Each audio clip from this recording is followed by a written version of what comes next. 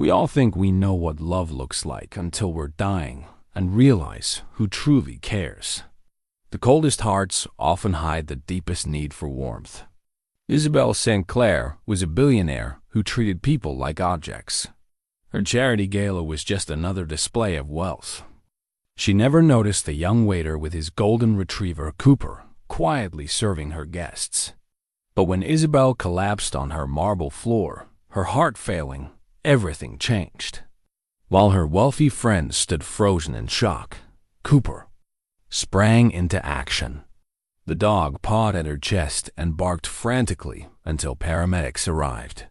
As Isabelle looked into those warm, caring eyes, she felt something she hadn't felt in years. For the first time, someone had helped her without wanting anything in return. A dog had saved her life when no human would. What would this cold woman do when she discovered the power of unconditional love? Before we jump back in, tell us where you're tuning in from, and if this story touches you, make sure you're subscribed, because tomorrow I've saved something extra special for you. The sterile white of the hospital ceiling tiles blurred as Isabelle St. Clair blinked slowly back to consciousness. The steady beeping of machines filled the silence, punctuated only by the distant murmur of nurses in the hallway. Her throat felt raw, her chest tight with a dull, persistent ache that reminded her with every breath how close she had come to losing everything. She tried to sit up, but the 4 lines tugged at her arm, anchoring her to the bed like chains. For a woman who controlled billion-dollar mergers with the flick of her wrist, the helplessness was suffocating. Her fingers instinctively reached for her phone, but the bedside table was bare except for a small plastic cup of water and a bouquet of generic flowers, the kind hospitals ordered in bulk to make rooms feel less like holding cells for the dying. "You're awake." The voice belonged to Dr. Martinez, a middle-aged woman whose tired eyes had seen too many close calls. She entered with a clipboard, her expression professionally neutral. "How are you feeling?" "Like I've been run over by a freight train," Isabelle croaked, her voice barely recognizable. "What happened?" "You suffered a massive heart attack at your charity event 3 days ago. We performed emergency surgery to clear a blocked artery. You're lucky to be alive."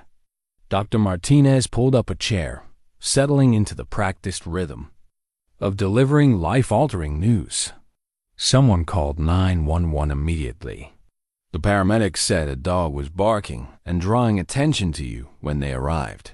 The memory came back in fragments. The grand foyer of her mansion, the shocked faces of her guests, and then those warm brown eyes looking down at her with such intensity.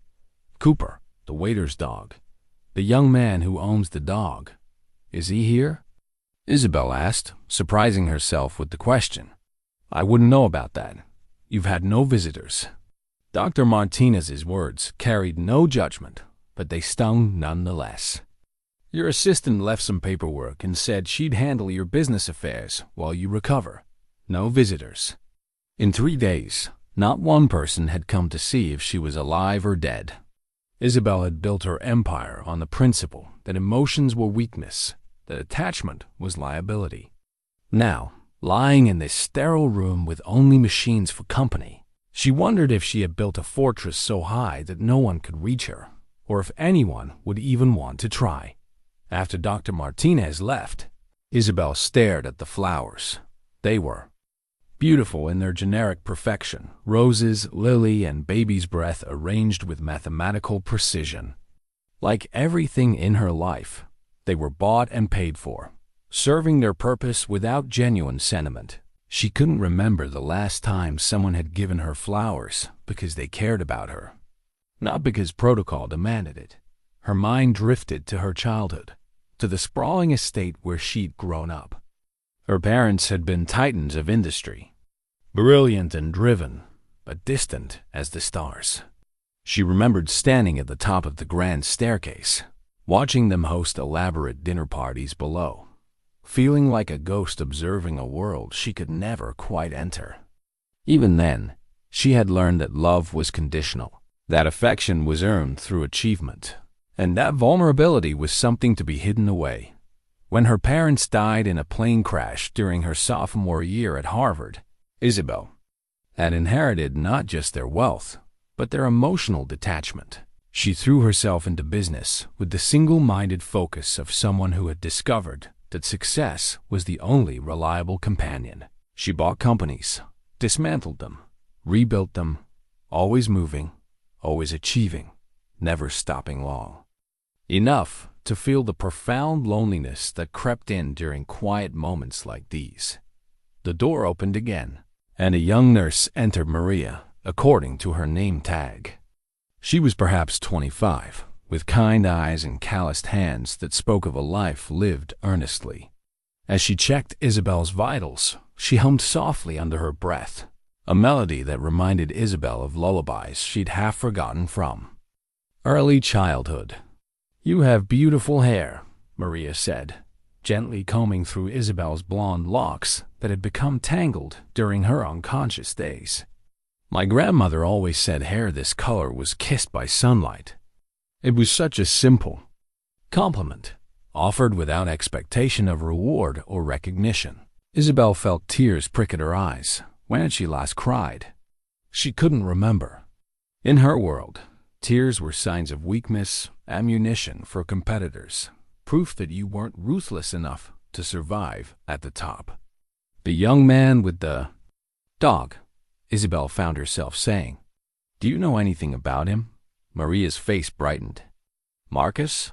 Oh yes, he's wonderful. He works in our cafeteria sometimes. And whenever he brings Cooper for his therapy dog visits, the children's ward just lights up. That dog has such a gentle soul." Therapy dog visits? Cooper is registered as a therapy animal. Marcus brings him here twice a week to visit patients. The children especially love him. There's something about that dog that just makes people feel better. I've seen kids who haven't spoken in weeks start talking to Cooper. Maria finished her checks and made notes on her tablet. "Marcus has been asking about you every day since your accident. He seems genuinely concerned." After Maria left, Isabelle lay in the growing twilight, processing this information. A waiter who worked multiple jobs, who brought his dog to comfort. Sick children, who had asked about her recovery. A complete stranger who had no reason to care whether she lived or died. It was so foreign to her experience that she almost couldn't comprehend it. She thought about Cooper's eyes in those crucial moments, the urgency in his barking, the way he had pawed at her chest as if he could will her heart to keep beating. In her world of calculated moves and strategic alliances, it was the most honest thing she had ever encountered. Her assistant, Patricia, finally arrived on the fourth day, arms full of contracts and her tablet buzzing with notifications. She was efficient, as always, updating Isabelle on stock prices and board meetings and acquisition deals that couldn't wait for her recovery. But as Patricia spoke, Isabelle found herself only half listening, her attention drawn instead to the window where she could see the hospital's small garden. There, sitting on a bench beneath an oak tree, was a young man with sandy brown hair. Even from 3 floors up, she could see the golden retriever at his feet, the dog's tail wagging as children from the pediatric ward gathered around. Marcus was reading to them from a picture book, and Cooper sat perfectly still, letting small hands pet his soft fur. "Patricia," Isabelle interrupted mid-sentence about quarterly projections. "I want you to find out everything you can about Marcus Rivera, the waiter from the charity gala." Patricia looked up from her tablet, confusion clear on her face. "I'm sorry?"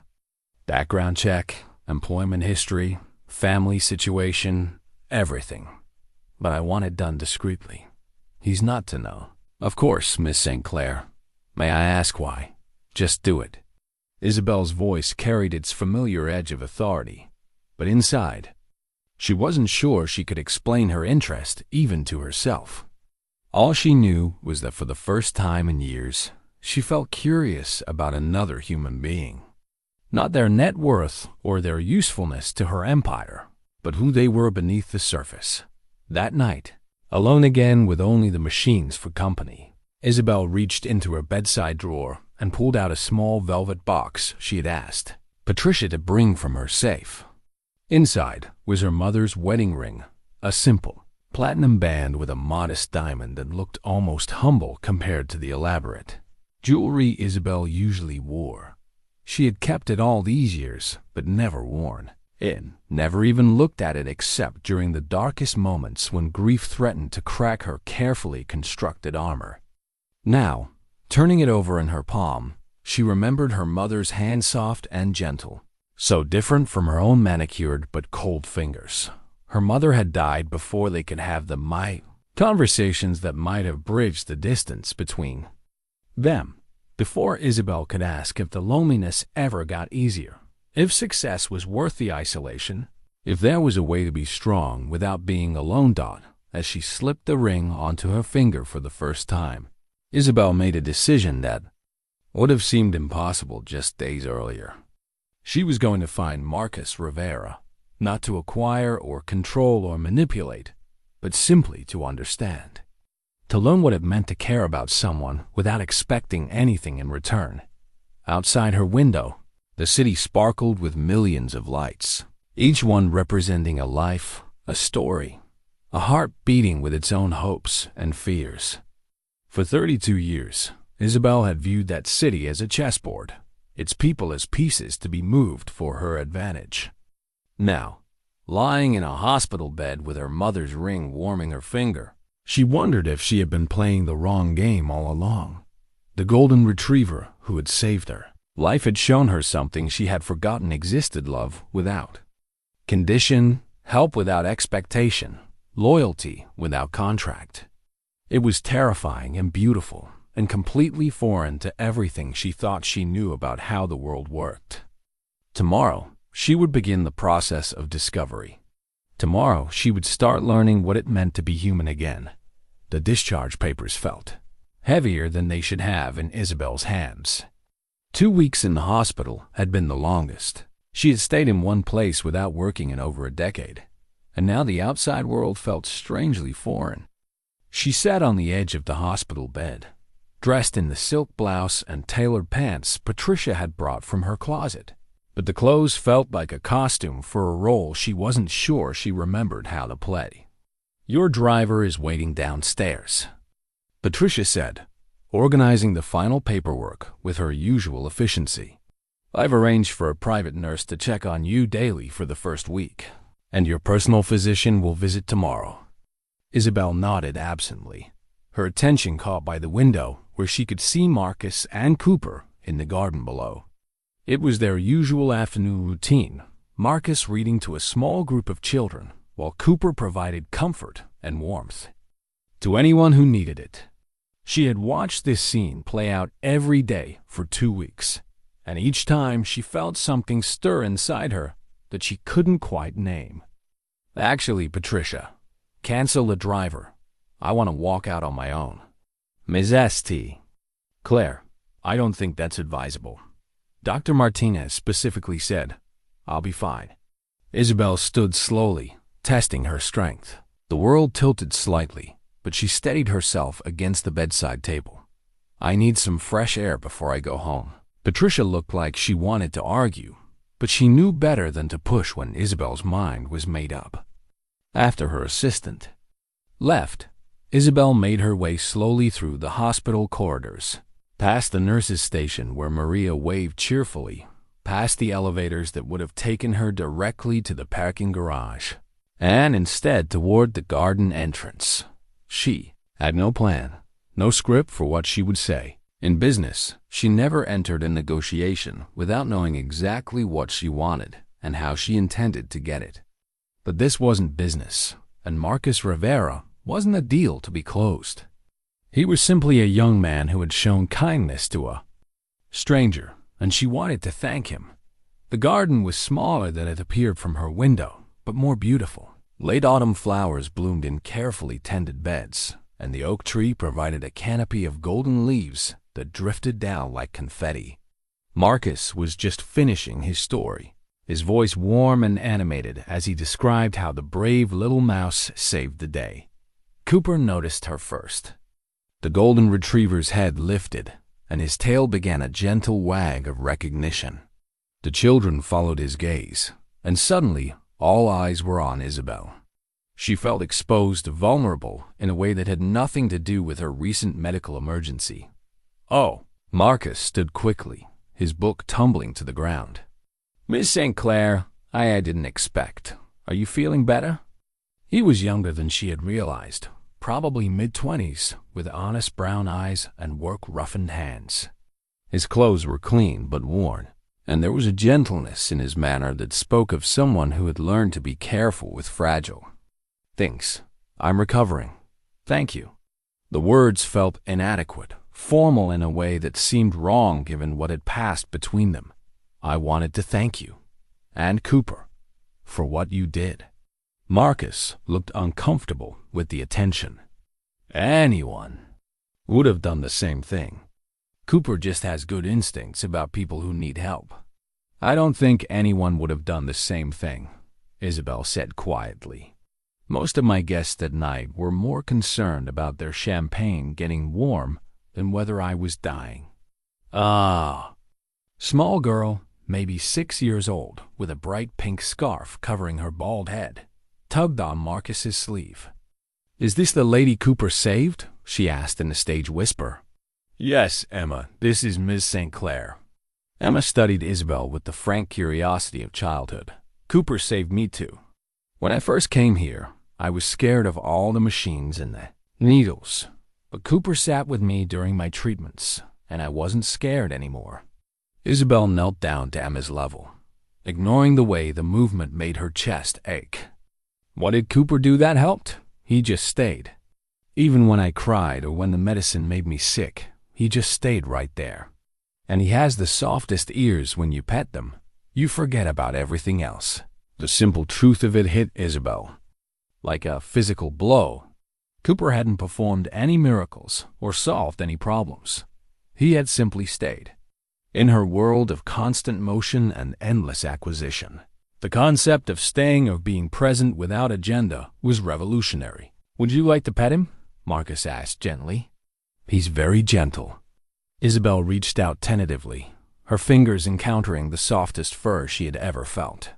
Cooper leaned into her touch, his dark eyes looking up at her with what she could only describe as love. Not the calculated affection of people who wanted something from her, but pure, uncomplicated warmth. "He's beautiful," she whispered, surprised by the emotion in her voice. "He's my best friend," a young boy named Tyler chimed in. "Marcus brings him here even when he doesn't have to work, just because he knows we miss Cooper when he's gone." Isabelle looked up at Marcus. "You work here?" "Part-time in the cafeteria. I do some catering work for events like your charity gala. Cooper comes with me when his therapy work schedule allows it." Marcus shifted uncomfortably. "I hope it was okay that he was there that night. Some places don't allow therapy dogs, but your staff said it would be fine." "More than okay." Isabelle stood slowly, her hand still resting on Cooper's head. "I owe him my life." "You don't owe us anything," Marcus said firmly. "I'm just glad you're all right." The simplicity of his response left her speechless. In her experience, everyone wanted something. Every kindness came with a price tag, every favor with strings attached.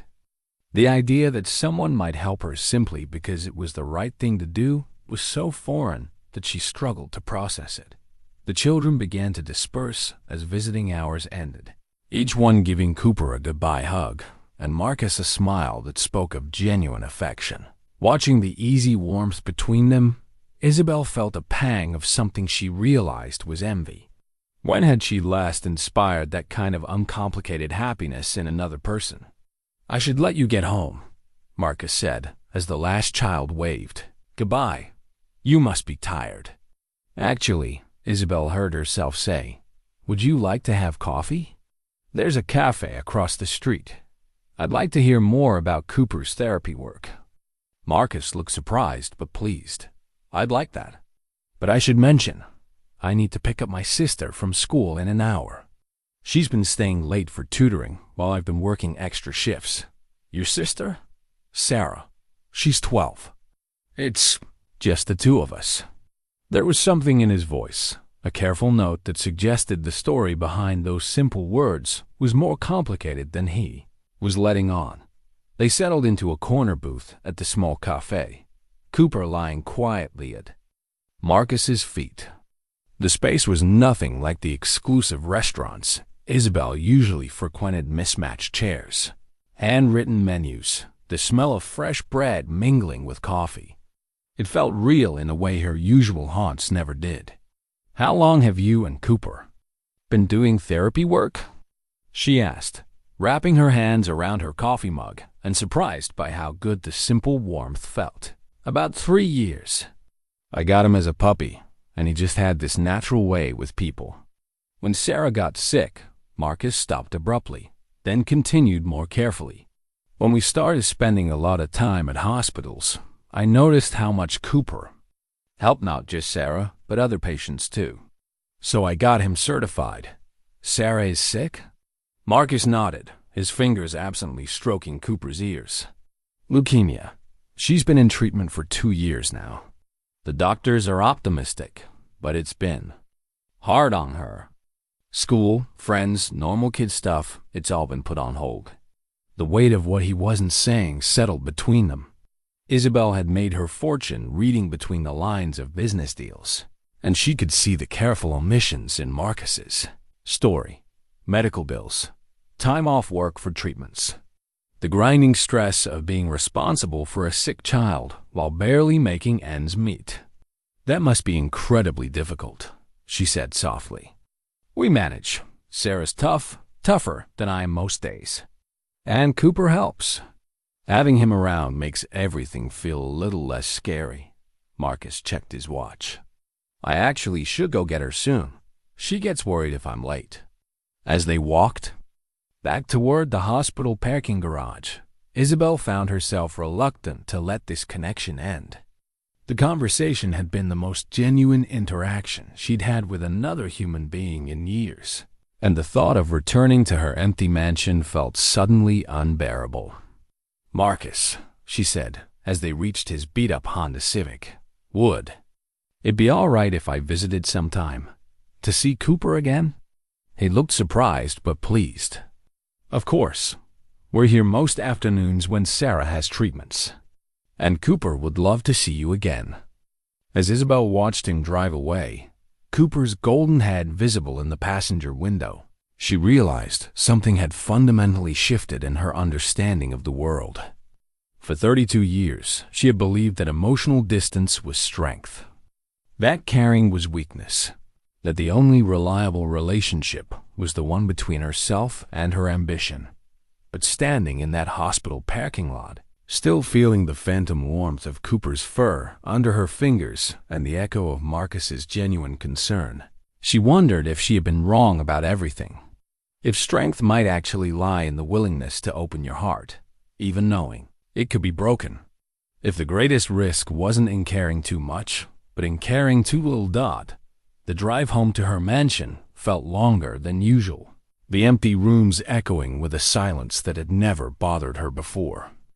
That night, lying in her king-size bed in her sterile bedroom, Isabelle thought about a young man working multiple jobs to pay for his sister's medical treatments, and a golden retriever who stayed with frightened children simply because they needed comfort. She thought about hospital discharge papers that represented not just her medical recovery, but the beginning of something else entirely. A chance to discover who she might become if she had the courage to care about something other than profit margins and stock prices. The next morning, she would call Patricia and tell her to clear her schedule, not for business meetings or acquisition deals, but for something far more important. She was going to learn how to be human again, and Marcus and Cooper were going to teach her. The private investigator's report arrived 3 days later, delivered in a manila envelope that Patricia placed on Isabelle's desk with obvious reluctance. Her assistant had learned not to question her employer's decisions, but the confusion in her eyes was unmistakable. Background checks were usually reserved for potential business partners or hostile takeover targets, not hospital cafeteria workers. Isabelle waited until Patricia left before opening the envelope. The first page was a single sheet of paper, Marcus Rivera's work schedule, photocopied from what appeared to be a crumpled original. The sight of it made her pause. 3 different jobs, 7 days a week, with barely 8 hours of sleep between. Shifts: mornings at the hospital cafeteria, afternoons doing food prep at a local restaurant, evenings cleaning office buildings downtown. The therapy dog visits with Cooper were squeezed into lunch breaks and the narrow gaps between shifts. She had thought she understood hard work. Her own days were long, filled with meetings and conference calls and strategic planning sessions. But looking at Marcus's schedule, she realized there was a difference between choosing to work hard because you loved the challenge and being forced to work constantly just to survive. The next morning, against her doctor's orders and Patricia's protests, Isabelle drove herself to the hospital. She parked across the street and waited, feeling slightly ridiculous for what amounted to stalking. But she needed to see this life that seemed so different from everything she knew. Marcus arrived at exactly 6:30 a.m., Cooper trotting beside him on a well-worn leash. Even from a distance, she could see the careful way he moved, not the confident stride of someone who owned the world, but the measured pace of someone carrying invisible weight. His uniform was clean but faded, and he stopped to greet the security guard with the kind of genuine warmth that couldn't be faked. Through the hospital's windows, she watched him work. He moved through the cafeteria with quiet efficiency, serving breakfast to patients' families, cleaning tables, restocking supplies. During his break, he took Cooper to the children's ward, where even through the glass, she could see small faces light up at their arrival. What struck her most was his consistency. Every interaction, whether with a stressed parent grabbing coffee or a scared child meeting Cooper for the first time, received the same careful attention. He wasn't performing kindness for an audience. It was simply who he was. At lunch, she followed him to his second job, a small family restaurant in a part of town she had never visited. The neighborhood was working class, the kind of place where people knew each other's names and troubles. Marcus disappeared into the kitchen, and she watched through the window as he chopped vegetables and prepared ingredients with the same methodical care he brought to everything else. The owner, an elderly Italian woman, clearly adored him. When Marcus took a moment to help her reach something from a high shelf, the woman patted his cheek with maternal affection. It was such a simple gesture, but it spoke of found family, of connections built on shared struggle rather than shared profit. Her phone buzzed with messages from Patricia, board meetings to reschedule, contracts to review, decisions that supposedly couldn't wait. But for the first time in her career, Isabelle let them go to voicemail. She was learning something more important than quarterly projections. That evening, she positioned herself outside the downtown office building where Marcus cleaned at night. The sight of him arriving with Cooper after what had already been a 12-hour day should have inspired admiration. Instead, it filled her with something closer to shame. She thought about her own mansion, 23 rooms for one person, each one cleaned by a service that charged more in a month than Marcus probably made in 3. She had justified the expense as necessary for someone of her status. But watching him push a heavy cart through empty offices while Cooper waited patiently by the elevator, she wondered when she had started believing that comfort required such excess. Around midnight, as Marcus finished his shift, something happened that made Isabelle's heart clench. A young girl, maybe 12, with the translucent pallor of someone undergoing medical treatment, appeared in the lobby. This had to be Sarah. "Did you remember to eat dinner?" Sarah asked as Marcus signed out with the building's security guard. "Did you?" he countered, but his smile was tired. "I had the sandwich Mrs. Rodriguez left in the fridge." You missed dinner again, didn't you? Marcus knelt down to Sarah's level, his exhaustion suddenly visible in the slope of his shoulders. I'm sorry, sweetheart. I'll eat something when we get home. You can't take care of me if you don't take care of yourself, Sarah said with the gravity of someone who'd learned hard lessons too young. That's what the nurses tell their patients. Watching them walk to Marcus's car, Sarah's small hand in his, Cooper padding alongside them, Isabelle felt something crack open in her chest. This was what love looked like, not grand gestures or expensive gifts, but the daily choice to put someone else's needs before your own, even when you were running on empty. She followed them home, keeping a careful distance. Their apartment building was old but well-maintained, the kind of place where neighbors looked out for each other. She watched lights come on in what must be their unit, a small two-bedroom on the third floor. Through the windows, she could see the warm glow of a modest life lived with care. The investigator's report had included financial information that painted a stark picture. Marcus's 3 jobs barely covered rent, utilities, and groceries, with most of his income going to medical bills that insurance didn't cover. He had liquidated his college fund to pay for Sarah's initial treatments and had been living paycheck to paycheck ever since. But watching them through that window, Sarah curled up on a small couch with Cooper, while Marcus heated soup in what appeared to be a galley kitchen. Isabelle realized the report had missed the most important details. It couldn't quantify the wealth of their connection, the richness of their simple routines, the abundance of love that filled those small rooms. She drove home through empty streets, her mansion waiting like a beautiful mausoleum. The contrast was stark and uncomfortable. Every room was perfect, every surface gleaming, every detail designed to impress. But it felt hollow in a way that Marcus's modest apartment never could. In her home office, surrounded by awards and accolades that chronicled her rise to power, Isabelle spread out the investigator's report. Marcus Rivera, age 24. Parents: died in a house fire when he was 16 and Sarah was 6. He had dropped out of college to become her guardian, working whatever jobs he could find to keep them together. No criminal record, no debt beyond medical bills, no apparent vices beyond his devotion to his sister and his dog. It was a life stripped down to essentials: work, family, love. No room for the elaborate strategies and complex schemes that filled her days. No energy for the emotional games and calculated relationships that defined her world.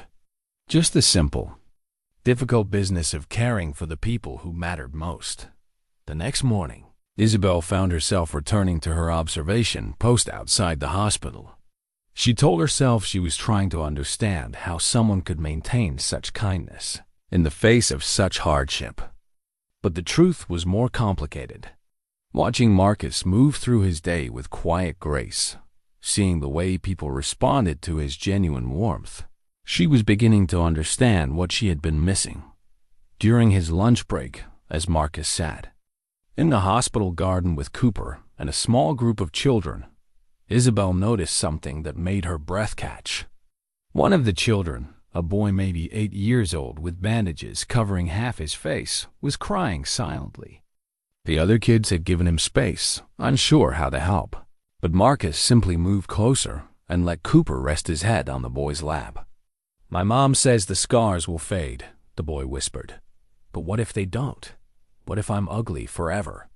Marcus was quiet for a long moment, his hand gently stroking Cooper's fur. "You know what I think? I think the most beautiful people are the ones who've been through hard things and still choose to be kind. Scars just prove you're strong enough to heal. But what if other kids are scared of me? Then they'll be missing out on knowing someone really special. And Cooper here? He doesn't care what anyone looks like. He sees right through to who you are inside." As if on cue, Cooper lifted his head and gently licked the boy's tear-stained cheek, earning a watery smile. It was a small moment, unremarkable to anyone else, but Isabelle felt it like a revelation. This was what she had been searching for without knowing it, the ability to see pain and respond with presence, to offer comfort without trying to fix everything. That afternoon, as she watched Marcus rush from the hospital to his restaurant job, Isabelle made a decision that would have seemed impossible just weeks earlier. She wasn't going to just observe anymore. She was going to act, not with the calculated precision of a business move, but with the messy uncertainty of someone learning to care. She thought about the investigator's report, about the weight of medical bills and the grinding exhaustion of multiple jobs. She thought about Sarah waiting at home with homework she might be too tired to complete, and Cooper providing comfort to children who needed it most. For the first time in her adult life, Isabelle St. Clair was going to do something without expecting anything in return. She was going to help, not because it served her interests or advanced her goals, but simply because it was right. The realization was terrifying and exhilarating in equal measure. She had built her identity on being untouchable, invulnerable, beyond the reach of sentiment or emotion. But sitting in her car outside a small restaurant, watching a young man who had saved her life continue to save others through simple acts of daily kindness, she understood that her greatest strength might lie not in remaining untouchable, but in learning to be touched by the struggles and joys of people like Marcus and Sarah, the golden retriever who had pawed at her chest and brought her back from the edge of death had done more than save her life. He had shown her what life could be if she had the courage to live it with an open heart. The medical bills were worse than the investigator's report had indicated. Isabelle discovered this when she hired a financial consultant to discreetly review Marcus's situation, not to exploit or manipulate, but to understand the full scope of what he was facing. The numbers were staggering. Even with insurance, Sarah's treatment costs were astronomical, and each month seemed to bring new expenses that threatened to bury them both. She sat in her office at dawn, surrounded by spreadsheets that told a story of impossible choices. Marcus was behind on rent for the third consecutive month. The electric company had sent a final notice, and Sarah's next round of treatment, critical for her recovery, was scheduled for the following week with a copay he couldn't possibly afford. For someone who had spent her career manipulating financial systems to her advantage, the solution should have been simple. Write a check, solve the problem, move on. But something about Marcus's dignity made her hesitate. He had refused help from the hospital's charity fund, insisting that others needed it more. The idea of anonymous wealthy benefactor swooping in to save the day felt almost insulting to someone who fought so hard to maintain his independence. Instead, Isabelle found herself taking a different approach, one that required her to step outside the comfortable distance of financial transactions and into the messy territory of human connection. She began with small things: anonymous deliveries of groceries to their apartment building, left with the superintendent with instructions to tell Marcus they were donated by a local food bank. She arranged for Cooper's veterinary bills to be mysteriously covered by a clerical error at the animal hospital. She even had Patricia create a fake scholarship fund that would pay for Sarah's tutoring, complete with an elaborate backstory about a foundation for children affected by illness. But watching from her usual observation post as Marcus struggled with the ethical complexity of accepting help he couldn't reciprocate, Isabelle realized she was still approaching this from the wrong angle. She was trying to solve his problems without solving her own, namely, her complete inability to connect with another human being without the protective barrier of wealth and power. The breakthrough came on a rainy Thursday afternoon. Isabelle had planned to observe Marcus's usual routine from the safety of her car. But when she arrived at the hospital, she found him sitting on a bench outside the children's ward, Cooper at his feet, both of them looking dejected. Against every instinct that had kept her emotionally safe for 32 years, Isabelle got out of her car and approached them. "Is everything all right?"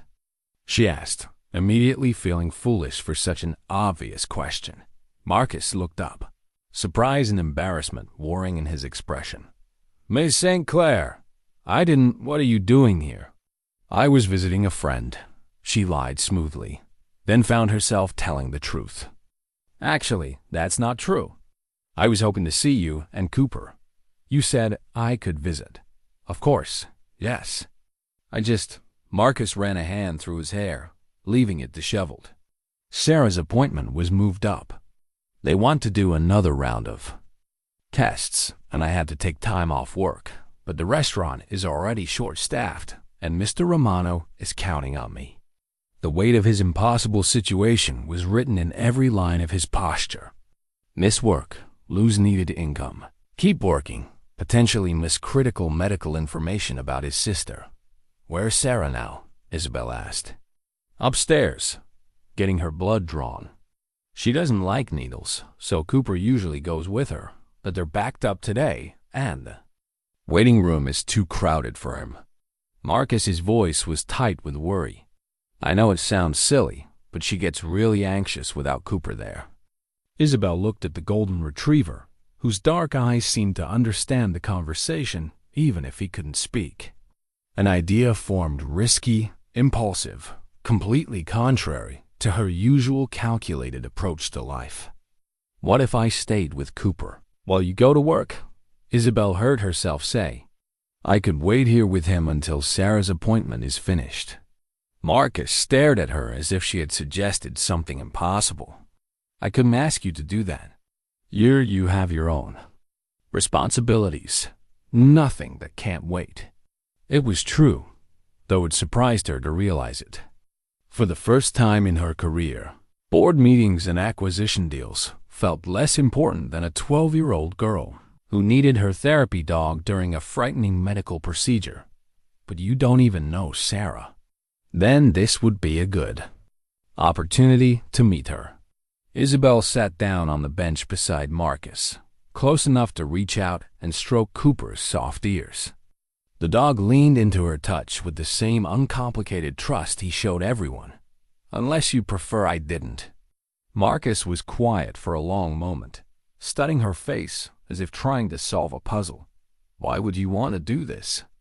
It was a fair question, and one she wasn't sure she could answer honestly. How could she explain that sitting in her empty mansion had become unbearable? That watching him care for his sister with such devotion had awakened something in her that she thought had died with her parents? That Cooper's simple presence had made her feel more connected to life than any business success ever had. "Because you saved my life," she said finally. "Both of you. And because Sarah shouldn't have to be afraid just because the schedule got changed." Before Marcus could respond, a young girl appeared in the hospital doorway. Even from a distance, Isabelle could see this had to be Sarah, the same warm brown eyes as her brother, but with the fragile thinness that came from months of medical treatment. Her head was covered by a colorful knit cap, and she moved with the careful deliberation of someone who had learned not to take physical strength for granted. "Marcus?" Sarah called, her voice small in the large space. "They're ready for me, but there are too many people in the waiting room for Cooper to come up."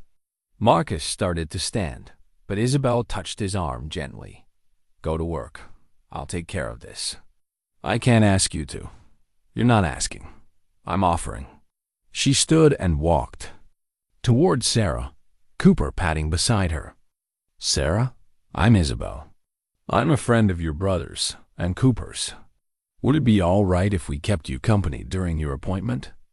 Sarah looked between Isabelle and Marcus, then down at Cooper, who had immediately moved to her side and was pressing against her legs in the way he did when he sensed someone needed comfort. "You're the lady Cooper saved," Sarah said with the directness of childhood.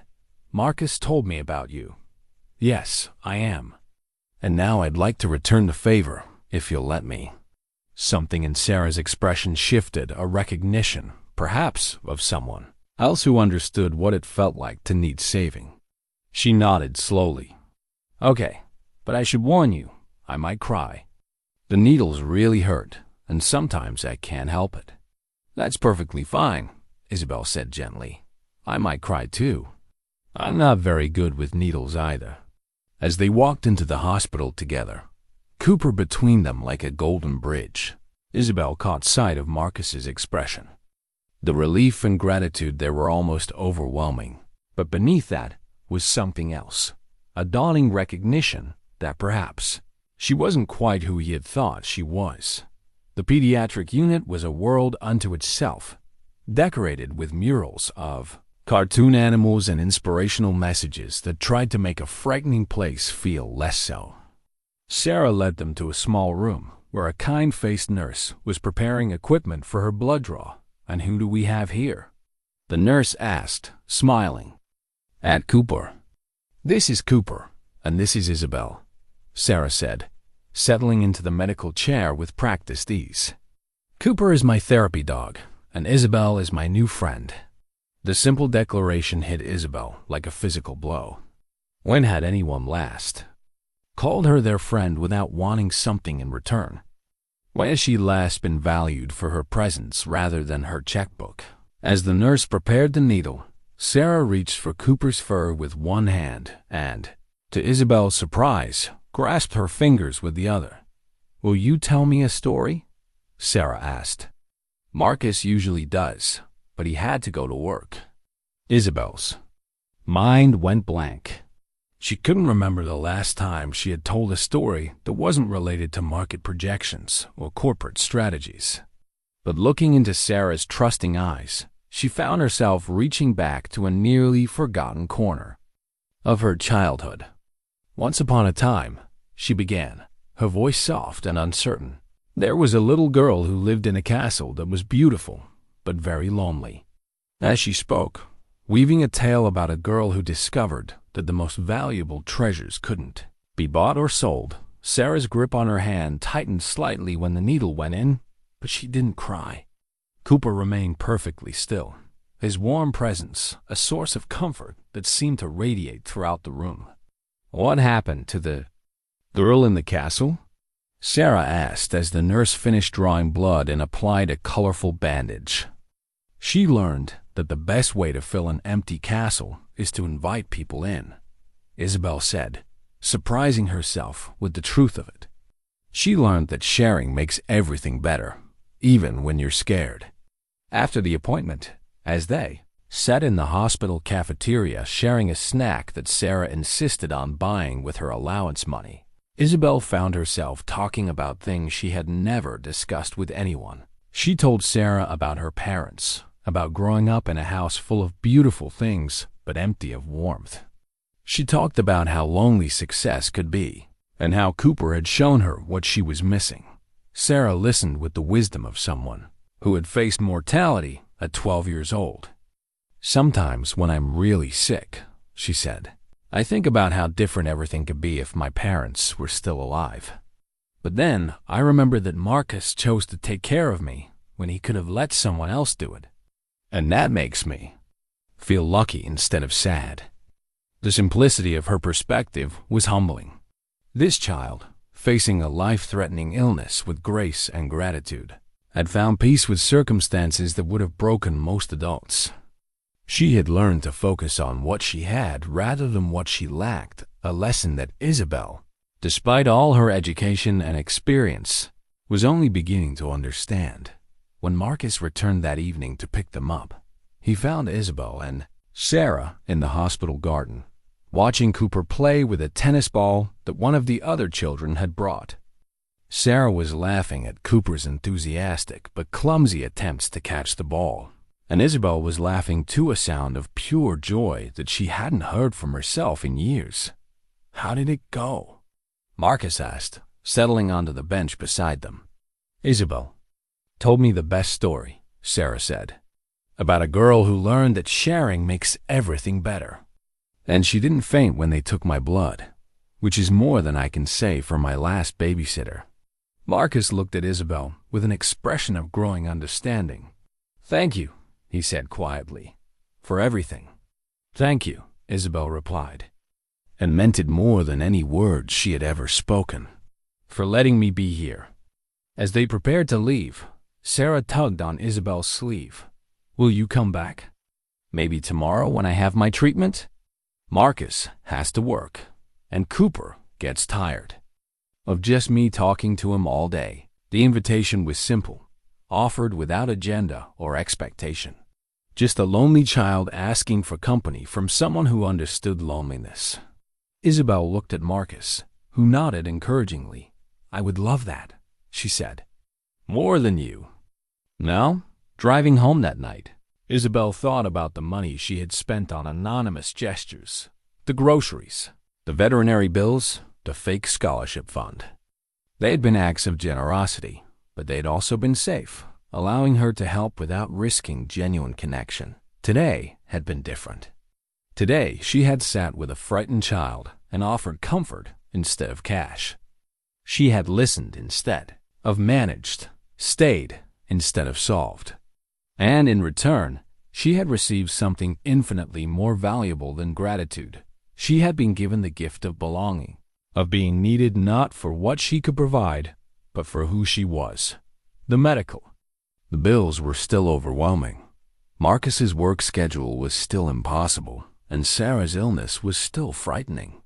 But now Isabelle understood that the real problem wasn't financial. It was her own emotional poverty, her inability to connect with the simple, profound wealth of human love.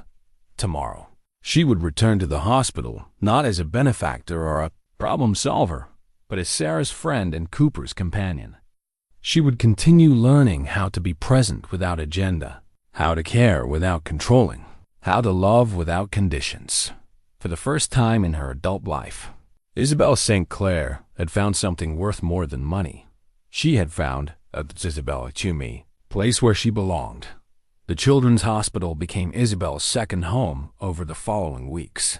What had started as a single afternoon helping with Sarah's appointment evolved into something deeper, a routine that gave structure to days that had previously been filled with meaningless meetings and hollow achievements. Every Tuesday and Thursday, she arrived at precisely 2 o'clock, carrying Cooper's favorite tennis ball and whatever books Sarah had requested from the hospital's limited library. The ball was nothing special, a standard yellow sphere worn smooth by countless games of fetch, but to Cooper, it represented pure joy.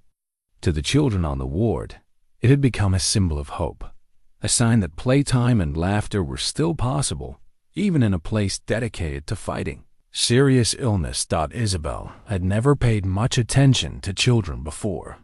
In her world, they were abstract concepts, market demographics, trust fund beneficiaries, tax deductions. But spending time in the pediatric oncology ward had forced her to see them as individuals, each carrying their own story of courage and fear, hope and despair. There was Emma, the 6-year-old who had first introduced herself in the hospital garden. Her bright pink scars had given way to an impressive collection of colorful hats as her hair slowly grew back. She had appointed herself Cooper's official schedule keeper, maintaining a carefully hand-drawn calendar that tracked his visits and ensuring no child felt forgotten. Tyler, the 8-year-old who had worried about scars, had become Cooper's most dedicated trainer. He spent hours teaching the patient dog increasingly elaborate tricks, each small success a victory over the uncertainty that dominated his young life. His face, healing well from reconstructive surgery, broke into brilliant smiles whenever Cooper mastered a new command. And then there was Michael, a 10-year-old boy who hadn't spoken since his diagnosis 3 months earlier. His parents visited when they could, but his father's construction work and his mother's double shifts at a nursing home left long hours when Michael sat alone, staring out the window with eyes that seemed far too old for his face. It was Michael who taught Isabelle the most about the power of simple presence. While other children chattered and laughed during Cooper's visits, Michael simply watched, occasionally reaching out to touch the dog's soft fur with fingers that trembled from chemotherapy. Isabelle had initially tried to draw him into conversation, but she gradually learned that sometimes the greatest gift was simply being there without expecting anything in return. He talks to Cooper, Sarah confided one afternoon as they watched Michael sitting quietly on the floor, the golden retriever resting his head on the boy's lap. Not out loud, but you can see it in his eyes. Cooper listens to things the rest of us can't hear. The observation stayed with Isabelle long after visiting hours ended. She had spent her entire career focused on what people said, the carefully crafted presentations, the strategic negotiations, the calculated statements designed to advance agendas. But here in this hospital ward, she was learning to read the language of silence, to understand that healing sometimes happened in the spaces between words. Her board of directors was growing, concerned about her frequent absences. Patricia dutifully relayed their increasingly pointed questions about when she would return to normal operations.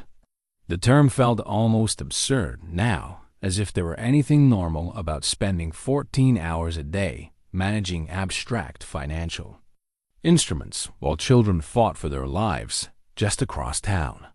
The Brennan acquisition is stalling without your direct involvement, Patricia reported during one of their brief morning meetings.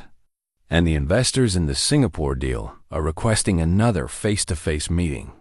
Isabelle nodded absently, her attention caught by a drawing that Sarah had given her the previous day. It was a crayon sketch of Cooper surrounded by children, all of them smiling despite the medical equipment visible in the background.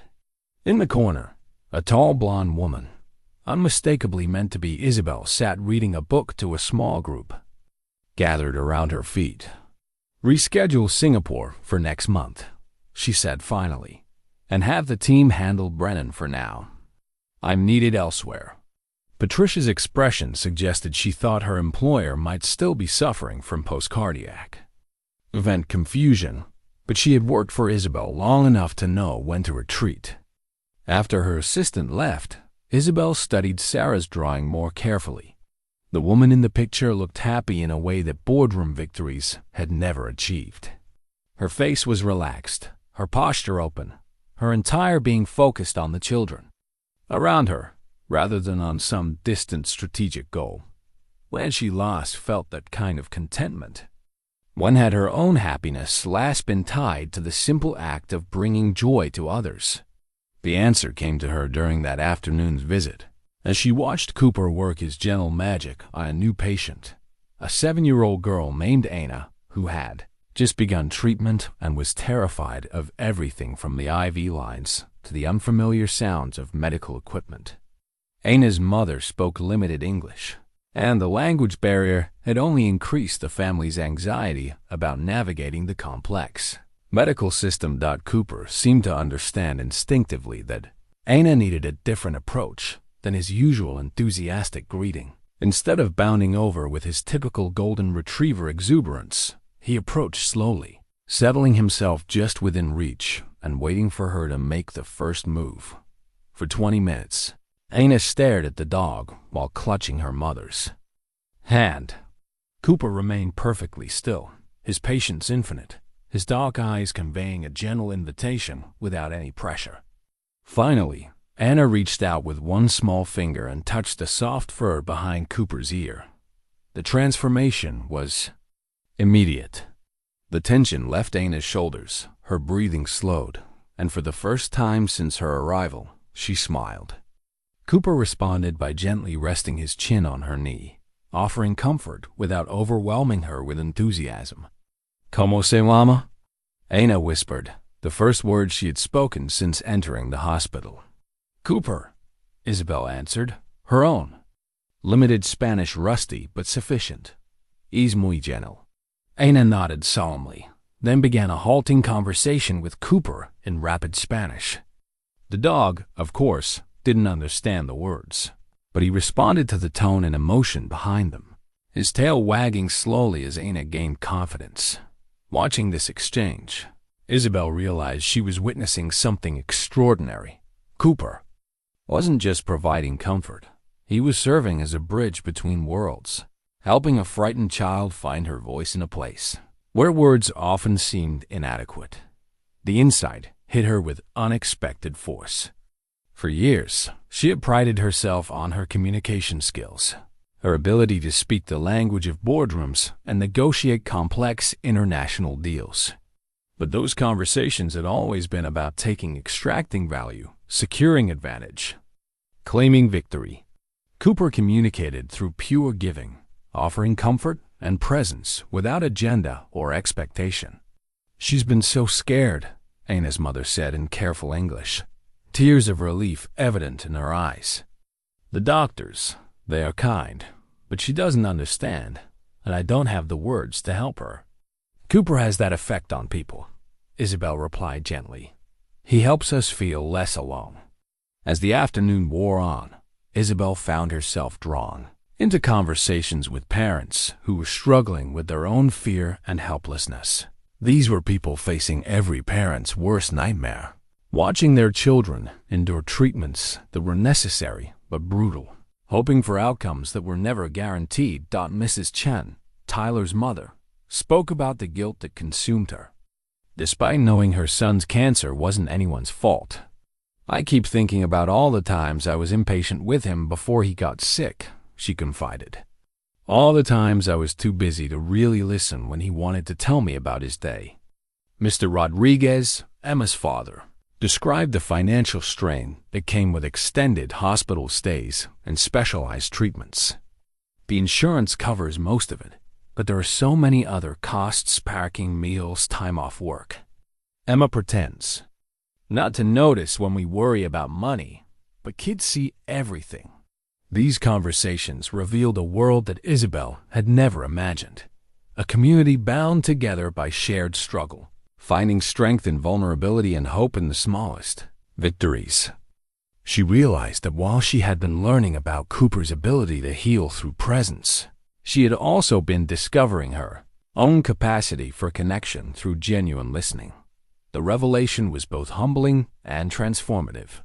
She had spent 32 years believing that strength meant independence, that success required emotional distance, that caring too much would make her vulnerable to exploitation.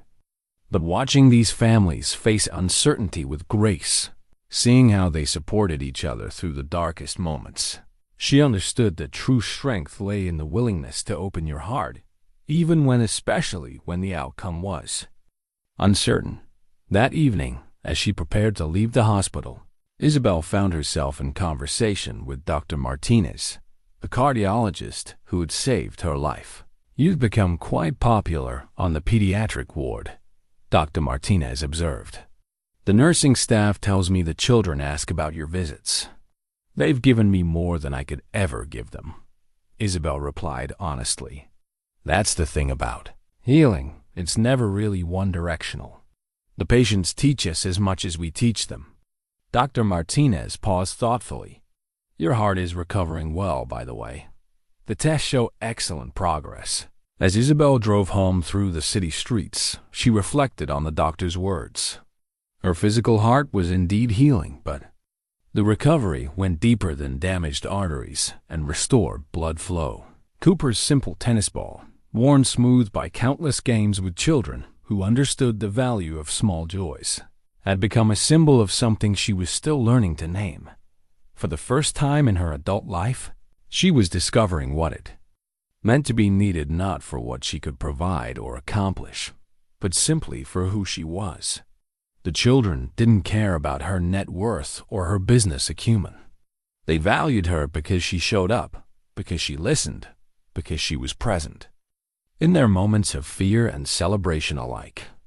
Tomorrow, she would return to the hospital with Cooper's tennis ball and whatever stories Sarah had requested. She would sit with Michael in comfortable silence and celebrate Emma's small victories and help Anna practice her English. And gradually, one visit at a time, she was learning that the greatest wealth lay not in accumulating assets, but in the simple, revolutionary act of caring about something beyond herself. The drawing arrived on a Tuesday morning, carefully folded and delivered by Emma herself during what should have been Isabelle's regularly scheduled board meeting. Patricia had tried to intercept the 6-year-old at the reception desk, but Emma was determined to deliver her artwork personally. She said it was very important business, Patricia explained with barely concealed exasperation as she escorted Emma into Isabel's corner office. The drawing was executed in the careful, deliberate style of childhood art. Cooper, rendered in golden yellow crayon, his tail enthusiastic swirl of motion, surrounded by stick-figure children with enormous smiles. But what made Isabel's breath catch was the addition of wings, sketched in silver crayon and carefully shaded to suggest both power and gentleness. "Cooper is an angel dog," Emma explained seriously, settling into one of the leather chairs that dwarfed her small frame. "Mrs. Rodriguez in the gift shop says angels come to help when people need them most. Cooper helped you when your heart stopped working, and he helps all of us when we're scared." The simple theology of childhood had a way of cutting through complexity to reach truth. Isabelle found herself nodding, unable to speak around the emotion tightening her throat. "I wanted you to have this so you could remember," Emma continued, "even when you're in more important building doing important work." Through her office windows, Isabelle could see the city spread out below, a concrete and steel testament to human ambition and achievement. Her building stood among the tallest, its floors filled with the machinery of commerce that had defined her existence for over a decade. But sitting here with Emma and her crayon drawing of an angel dog, those accomplishments felt strangely distant. "Emma," Isabelle said carefully, "how did you get here?" "Marcus brought me. He said you might need to see this today because you seemed sad yesterday." The observation was accurate in ways that Emma couldn't fully understand. Yesterday's hospital visit had been particularly difficult. Aina, the 7-year-old who had been making such progress, had suffered a setback that required additional treatment. Michael had retreated even further into silence after a painful procedure, and Sarah, usually resilient beyond her years, had broken down in tears over the simple frustration of being too weak to play properly with Cooper. Watching these children face setbacks that would challenge the strongest adults had forced Isabelle to confront her own helplessness. All her wealth and power meant nothing in the face of childhood cancer. She couldn't negotiate with disease or acquire a cure through hostile takeover. For someone accustomed to solving problems through force of will and strategic thinking, the hospital ward had become a daily lesson in the limits of control. "Marcus is right," Isabelle admitted. "I was sad yesterday." "It's okay to be sad," Emma said, with the wisdom of someone who had learned to make peace with difficult emotions. "The nurses say sad feelings are just love with nowhere to go. But Cooper shows us that love always finds a way." The profundity of this 6-year-old's insight left Isabelle speechless. Love with nowhere to go, how perfectly that described the ache she felt watching these children struggle. The desperate desire to fix things that couldn't be fixed through traditional means. After Emma left, escorted back to the hospital by Marcus, who had waited patiently in the lobby despite his own demanding schedule, Isabelle found herself unable to focus on the contracts and acquisition reports that covered her desk. Instead, she kept returning to the drawing, to Emma's matter-of-fact declaration that Cooper was an angel, to the uncomfortable realization that a child had diagnosed her emotional state more accurately than any of her highly paid consultants. The board meeting that afternoon was a disaster. While her directors discussed quarterly projections and market positioning, Isabelle's mind remained fixed on Aina's frightened eyes and Michael's stubborn silence and Sarah's tears of frustration. When pressed for decisions about the Singapore expansion, she found herself asking questions that had never occurred to her before. What's the local healthcare infrastructure like? She interrupted CFO Harrison mid-presentation. Are there adequate pediatric facilities? What about support services for families dealing with medical crises? The room fell silent.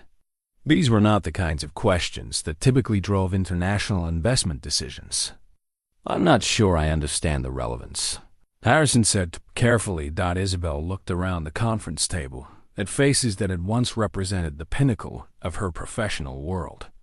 These were brilliant people, masters of their respective fields, capable of analyzing markets and predicting trends with impressive accuracy.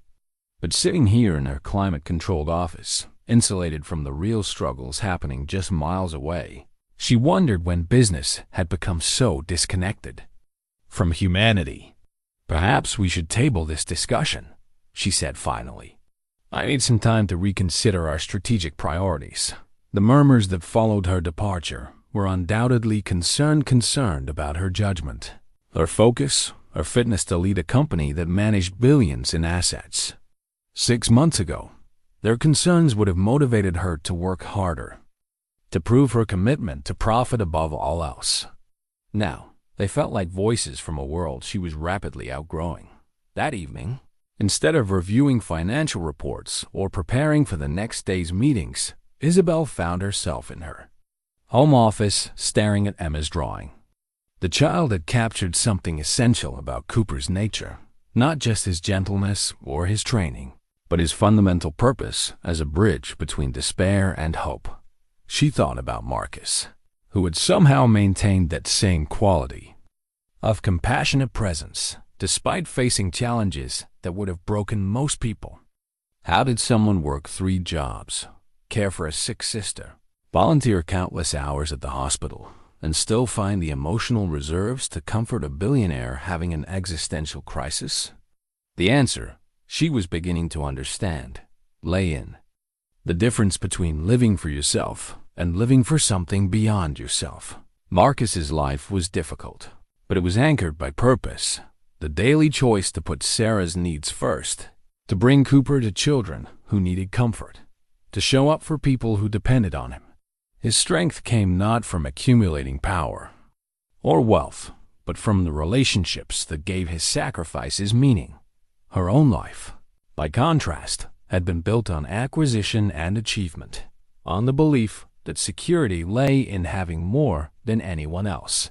But sitting alone in her mansion, surrounded by possessions that provided comfort but not companionship, she realized that her fortress of wealth had become a prison of isolation. The next morning brought news that would have once consumed her attention completely. A competitor was attempting a hostile takeover of one of her subsidiary companies, a move that threatened not just profits but her reputation in the financial community. The old Isabelle would have responded with immediate and overwhelming force, marshaling resources to crush the threat and send a message to anyone else who might challenge her empire. Instead, she found herself calling Patricia to clear her schedule. "Clear your schedule?" Patricia repeated, as if the words made no sense. "Miss St. Clair, the Tokyo markets open in 6 hours. The board is expecting a response strategy by end of business today." "Then they'll have to wait," Isabelle said, surprising herself with how little anxiety this decision caused. "I have somewhere I need to be." The pediatric ward was unusually quiet when she arrived, Cooper's leash in her hand and Emma's drawing carefully tucked into her purse. Tuesday was treatment day for many of the children, which meant long hours of medical procedures and their aftermath.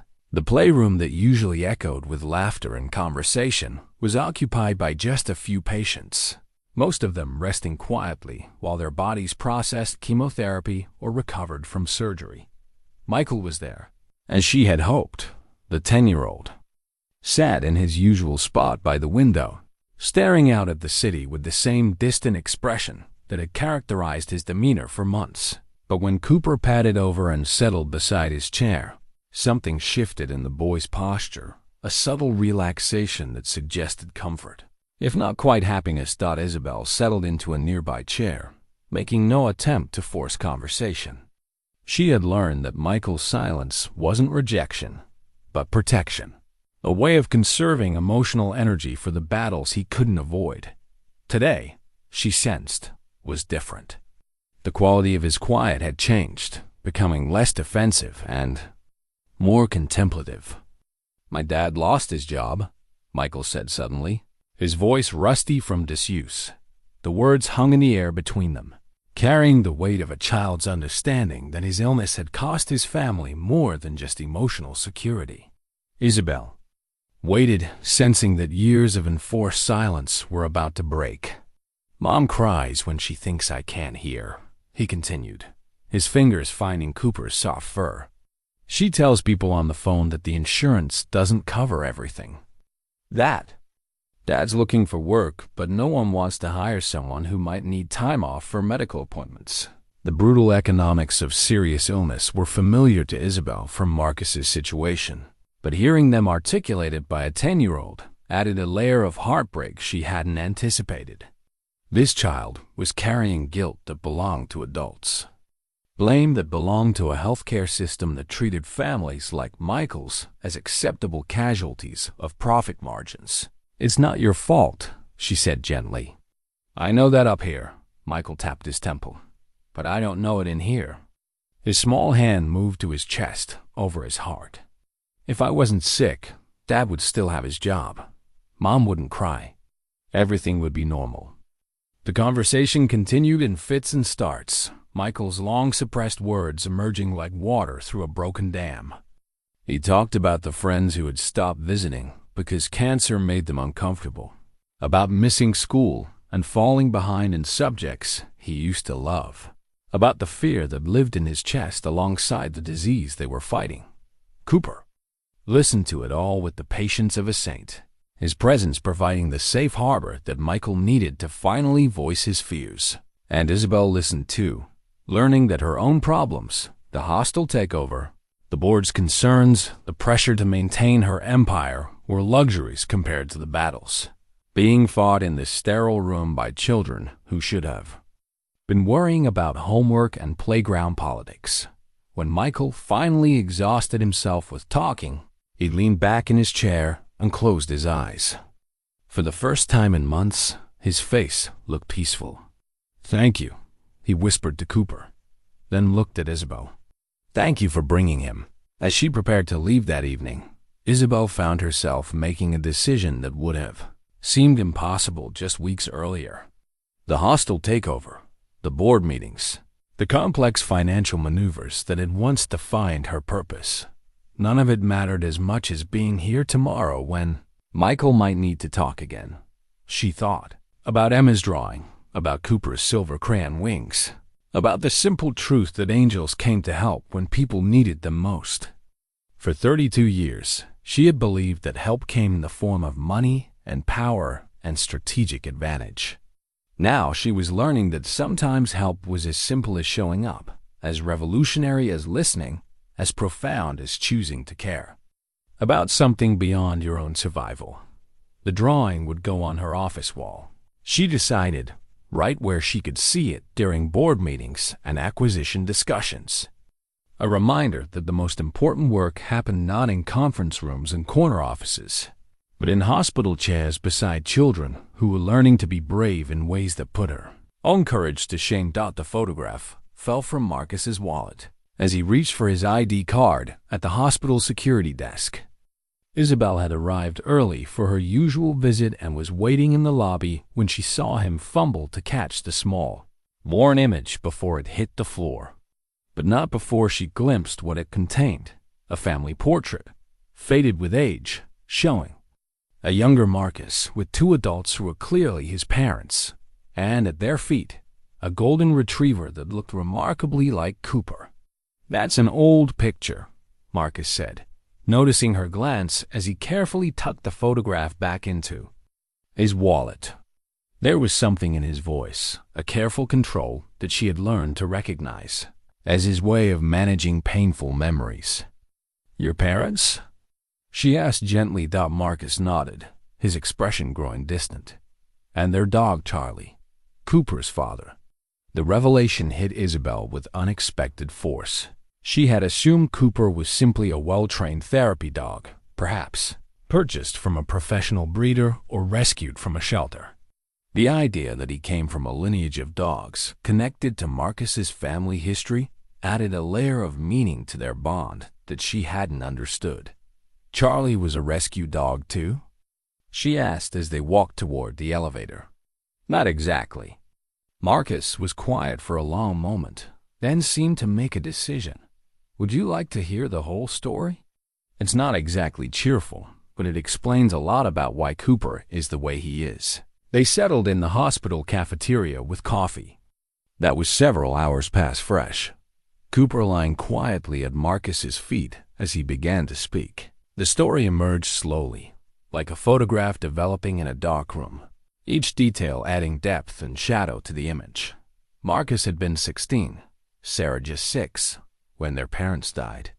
But the fire that killed them had started in the middle of the night, and by all accounts, the entire family should have perished in their sleep. What saved Marcus and Sarah was Charlie, their father's golden retriever, who had woken the household with frantic barking and refused to stop until everyone was out of the house. "Charlie got us to safety," Marcus said, his fingers absently stroking Cooper's fur, "but he went back for my parents. The firefighters found him in their bedroom, trying to wake them. They said he must have overcome by smoke, but he never stopped trying to save them." The image was almost unbearable, a loyal dog dying in his attempt to rescue the people he loved. Isabelle found herself thinking of Cooper's urgent pawing at her chest during her heart attack, the way he had refused to leave her side until help arrived. The instinct to save had been passed down, encoded in golden fur and gentle eyes. After the funeral, the state wanted to put Sarah in foster care, Marcus continued. "I was only 16, no family left, no real job prospects. The easiest thing would have been to let them take her, finish high school, go to college like I had planned. But you didn't. I couldn't. She was all I had left, and I was all she had. We belonged together." Marcus smiled sadly. Cooper's mother was pregnant. When Charlie died, the breeder contacted us about the puppies. Said Charlie had been one of his best dogs, that the litter would probably inherit his temperament. I used almost all of our savings to get Cooper, thinking Sarah needed something to help her grieve. The pieces of the story were falling into place, painting a picture of loyalty and sacrifice that spanned generations. A dog who died trying to save his family, and his son who grew up to save others. A teenage boy who gave up his future to raise his sister, and that sister who faced her own battle with grace and courage. The insurance money from the fire wasn't much, Marcus said. The house was old, not worth a lot, and there were debts we didn't know about. I dropped out of school, started working whatever jobs I could find.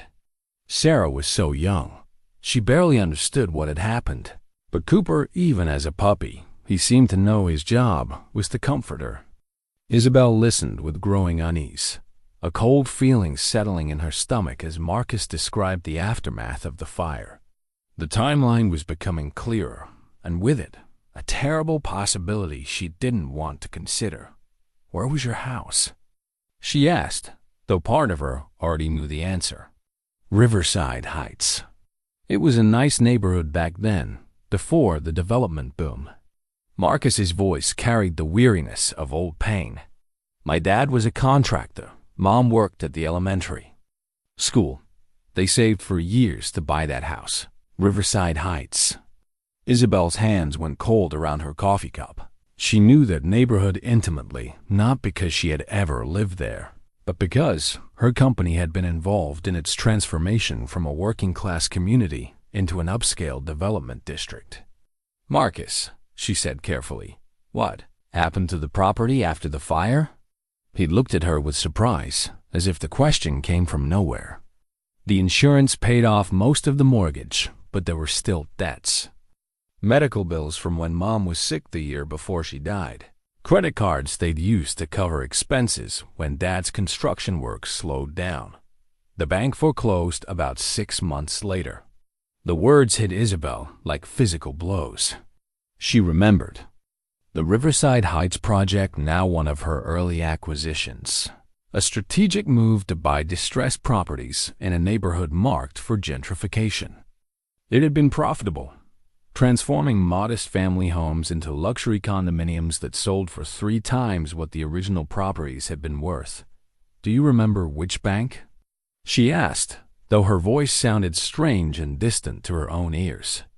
"First Capital," They were really understanding at first, said they'd work with us, but in the end, Marcus shrugged with the resignation of someone who had learned early that the system wasn't designed to protect people like him. First Capital, the regional bank that Isabelle's company had acquired 2 years before the Riverside Heights project.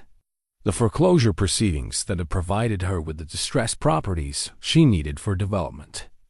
The business opportunity that had been built on the ashes of families like Marcus's. The realization was crushing. She had profited from his tragedy without ever knowing his name or considering the human cost of her strategic acquisition. While Marcus had been working multiple jobs to keep his family together, while 6-year-old Sarah had been trying to understand why their parents weren't coming home, Isabelle had been in boardrooms celebrating the successful completion of a development deal. Isabelle? Marcus's voice seemed to come from very far away. Are you all right? You look pale. She couldn't tell him. Not here, not now, maybe not ever. How could she explain that his family's suffering had been her profit? That the house where he had grown up, where his parents had died trying to save him and Sarah, had been demolished to make room for condominiums that she still owned. I'm fine, she managed. Just tired. It's been a long day. But she wasn't fine. As Marcus continued his story, how he and Sarah had moved into a small apartment, how he had slowly built their new life while working to become Cooper's handler, how they had found purpose in helping other families facing medical crises, Isabelle felt the weight of unintended consequences pressing down on her chest. She had always told herself that business was separate from personal relationships, that financial decisions existed in a realm apart from human emotion. The families displaced by her developments, the communities transformed by her investments, the individuals affected by her corporate strategies, they had been abstract concepts, unfortunate but necessary casualties of economic progress. Now, she was sitting across from one of those casualties, listening to him express gratitude for small kindnesses, while she wrestled with the knowledge that she had been responsible for one of the greatest losses of his life. The funny thing is, Marcus said, unaware of her internal turmoil, losing the house taught me something important. I thought home was a place, you know? 4 walls and a roof, somewhere your stuff was safe.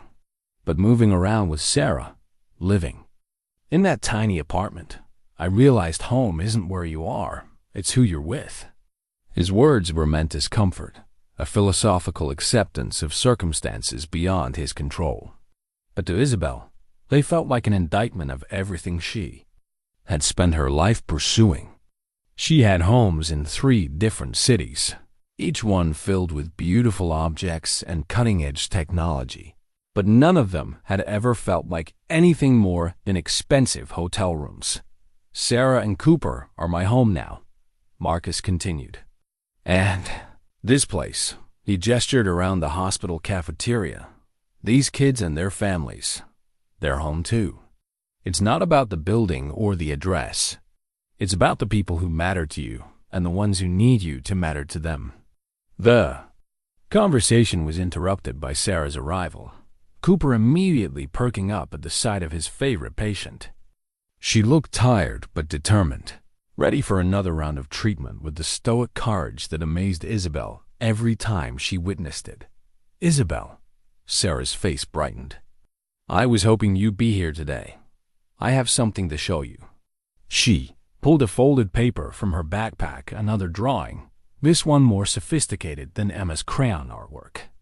It showed the hospital garden with remarkable detail, populated by children and families, and prominently featured Cooper sitting beneath the oak tree with his golden fur rendered in careful colored pencil strokes. It's for the art therapy exhibition next month, Sarah explained proudly. They're going to display work from all the pediatric patients. I wanted to show how Cooper helps everyone feel better. Isabelle studied the drawing, noting the care Sarah had taken to include not just the obvious elements, the children, the dog, the hospital building in the background, but also the smaller details that spoke to her artist's eye for human connection. Parents holding hands while their children played. Staff members taking breaks to pet Cooper. Visitors like herself who had found unexpected purpose in this place of healing and struggle. "It's beautiful," Isabelle said honestly. "You've captured something really important here." "Cooper brings people together," Sarah said matter-of-factly. "Even people who think they're different, he shows them they're not really. He shows them they all need the same things." As they prepared for Sarah's treatment, Isabelle found herself studying Marcus's face, searching for any resemblance to the frightened teenager who had lost everything in a single night. She saw traces of that boy in the careful way he managed resources, in his instinct to protect Sarah from worries beyond her control, in his determination to find purpose in service to others. But she also saw the man he had become, someone who had transformed tragedy into compassion, loss into purpose, personal pain into a calling to ease the suffering of others. The house was gone. The parents were gone. The childhood dreams of college and career advancement were gone. But in their place, Marcus had built something more valuable than anything Isabelle had ever acquired. A life of meaning.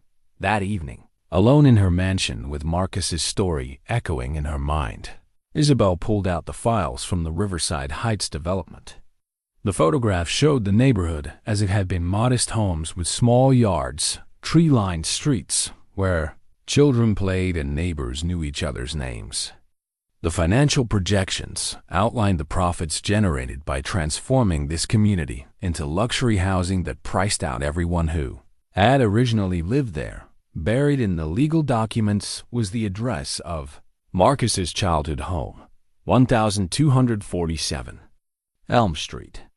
She found it on the current development map lot 15, now occupied by a 3-bedroom condominium that sold for $800,000. The family who had lived there was gone, scattered by forces beyond their control, while she had built her empire partly on the foundation of their loss. The photograph from Marcus's wallet haunted her, a happy family with their golden retriever, unaware that their world was about to be destroyed by fire and then erased entirely by financial necessity. Charlie had died trying to save them all, and his son Cooper had inherited both his healing instincts and, unknowingly, the burden of his family's displacement. As Isabelle sat in her office surrounded by the evidence of her unwitting complicity in Marcus's suffering, she understood that tomorrow's hospital visit would be different. She would still bring Cooper's tennis ball and listen to Sarah's stories and sit with Michael in his continuing silence. But now she would do it with the knowledge that her presence there was more than charity or personal growth. It was the beginning of a reckoning that would force her to confront not just who she had become, but who she chose to be going forward. The golden retriever who had saved her.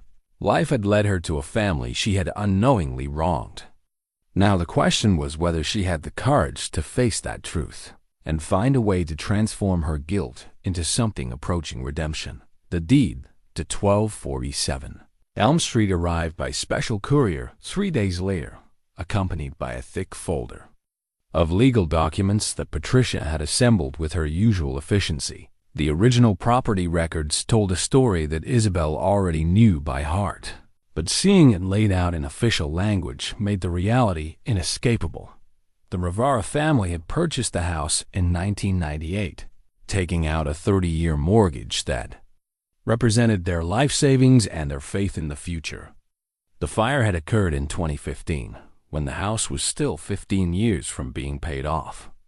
The insurance settlement had covered most but not all of the outstanding debt, leaving a gap that a grieving teenager with no income couldn't possibly bridge. First Capital Bank, then still an independent institution, before Isabelle's company acquired it, had foreclosed 6 months later. The property had sat vacant for another year before being purchased by River Development, LLC, a subsidiary that Isabelle had created specifically for the Riverside Heights project. The house had been demolished in 2017, along with the rest of the neighborhood's original structures, to make way for the luxury condominiums that now stood in its place. Every step of the process had been legal. even ethical by the standards of commercial real estate development. But sitting in her office with the deed in her hands, a piece of paper that represented the legal power to undo at least part of what had been done, Isabelle understood that legality and morality were not always the same thing. She had spent the last 3 days researching every detail of Marcus's situation, not through private investigators this time, but through her own careful examination of public records and financial documents. The picture that emerged was even more heartbreaking than she had imagined. Marcus's parents had died during Sarah's first battle with leukemia. The medical bills from her initial treatment, combined with the father's inability to work construction during her extended hospitalizations, had pushed the family to the brink of financial collapse even before the fire. The insurance money that should have provided security for Marcus and Sarah had instead gone to pay off debts that love and desperation had created. Now Sarah was facing a potential relapse. Her latest tests had shown concerning changes that required more aggressive treatment, including experimental therapies that their current insurance would only partially cover. Marcus was already working 3 jobs, already pushing himself beyond sustainable limits, and the medical bills were mounting faster than his ability to pay them. The irony was devastating. Isabelle owned properties worth hundreds of millions of dollars, including the very land where Marcus's childhood home had once stood. But the young man who had saved her life was facing the possibility of bankruptcy because of medical bills. That represented less than she spent on a single business dinner. Her board was meeting that afternoon to discuss the Singapore expansion, the hostile takeover threat, and what the CFO had delicately termed concerns about executive focus and decision-making capability. They weren't wrong to be concerned. For the first time in her career, Isabelle found herself unable to care about market share and profit margins when children were fighting for their lives just miles away. The shareholders are asking questions, Patricia warned as she organized the files for the meeting. Stock price has dropped 8% since news leaked about your extended absences from the office. Isabelle nodded absently, her attention fixed on a photograph that Sarah had given her the previous day. A picture of Cooper surrounded by all the children in the pediatric ward, their faces radiant with the kind of joy that was precious precisely because it was hard-won. These kids understood something about happiness that she was only beginning to learn, that it came not from accumulating more, but from being present for what mattered most. "Patricia," she said suddenly, "how long would it take to liquidate my personal real estate holdings?" Her assistant looked up from her tablet with obvious confusion. "I'm sorry?" "My personal properties. The house in the Hamptons, the condo in Aspen, the penthouse in Miami. If I wanted to sell them quickly, how long would that take?" "Miss St. Clair, are you experiencing financial difficulties? Because if the company needs liquidity, the company is fine. This is personal." Isabelle stood and walked to the window, looking out at the city where Marcus was probably between his morning and afternoon jobs, where Sarah was sitting in another waiting room preparing for another round of tests. "I want to know my options." The board meeting was a disaster, but not in the way Isabelle had expected. She had prepared herself for criticism, for challenges to her leadership, for demands that she refocus on corporate priorities. What she hadn't anticipated was the news that Richard Brennan, the CEO attempting the hostile takeover, had done his research on her recent activities. "It's come to our attention," said board member Victoria Hayes, her voice carefully neutral, "that you've been spending considerable time at Children's General Hospital. While we certainly support charitable activities, some of our investors are concerned about the intensity of your involvement." The word hung in the air like an accusation.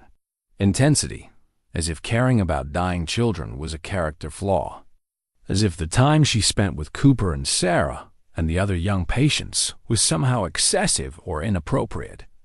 "Brennan is calling it a liability," added CFO Harrison. "He's suggesting to potential investors that recent events have compromised Your judgment, that you're no longer capable of making rational business decisions. Isabelle looked around the conference table at faces that had once represented her professional family. These were people she had trusted with her company's future, colleagues who had supported her rise to power and shared in the rewards of her success. But now, listening to them discuss her commitment to suffering children as if it were a mental health issue, she felt the distance between her old life and her emerging values becoming unbridgeable. "And what do you think?" she asked quietly. "Do you believe my judgment is compromised?" The silence stretched uncomfortably. Finally, Victoria spoke with the careful diplomacy of someone delivering bad news to someone who still controlled their paychecks. "We think you're going through a difficult period following your medical emergency. It's natural to reevaluate priorities after a life-threatening event. But the board has a fiduciary responsibility to ensure that personal issues don't affect corporate performance." Personal issues.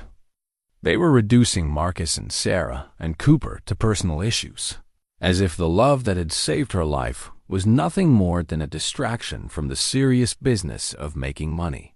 "I see." Isabelle stood, gathering the papers she hadn't looked at during the entire meeting. And what exactly are you proposing?" "A temporary leave of absence," Harrison said quickly. 6 months to recover fully, to deal with whatever you need to deal with. The board would handle operations, and when you're ready to return to full capacity. "Thank you for your honesty," Isabelle interrupted. "I'll consider your recommendation." She left the meeting without another word, walking past Patricia's concerned inquiries and into the elevator that would take her away from the life she had spent 15 years building. But instead of feeling defeated, she felt something approaching relief. The board's ultimatum had clarified something that had been building for weeks. She could no longer pretend that her old priorities and her new understanding were compatible. That evening, she drove to the small apartment building where Marcus and Sarah lived. She had been there before, but only as an observer, watching from a distance as they moved through their evening routines. Tonight was different. Tonight she was going to knock on their door and tell them the truth, all of it. The building's lobby was modest but clean, filled with the sounds of families settling in for the night.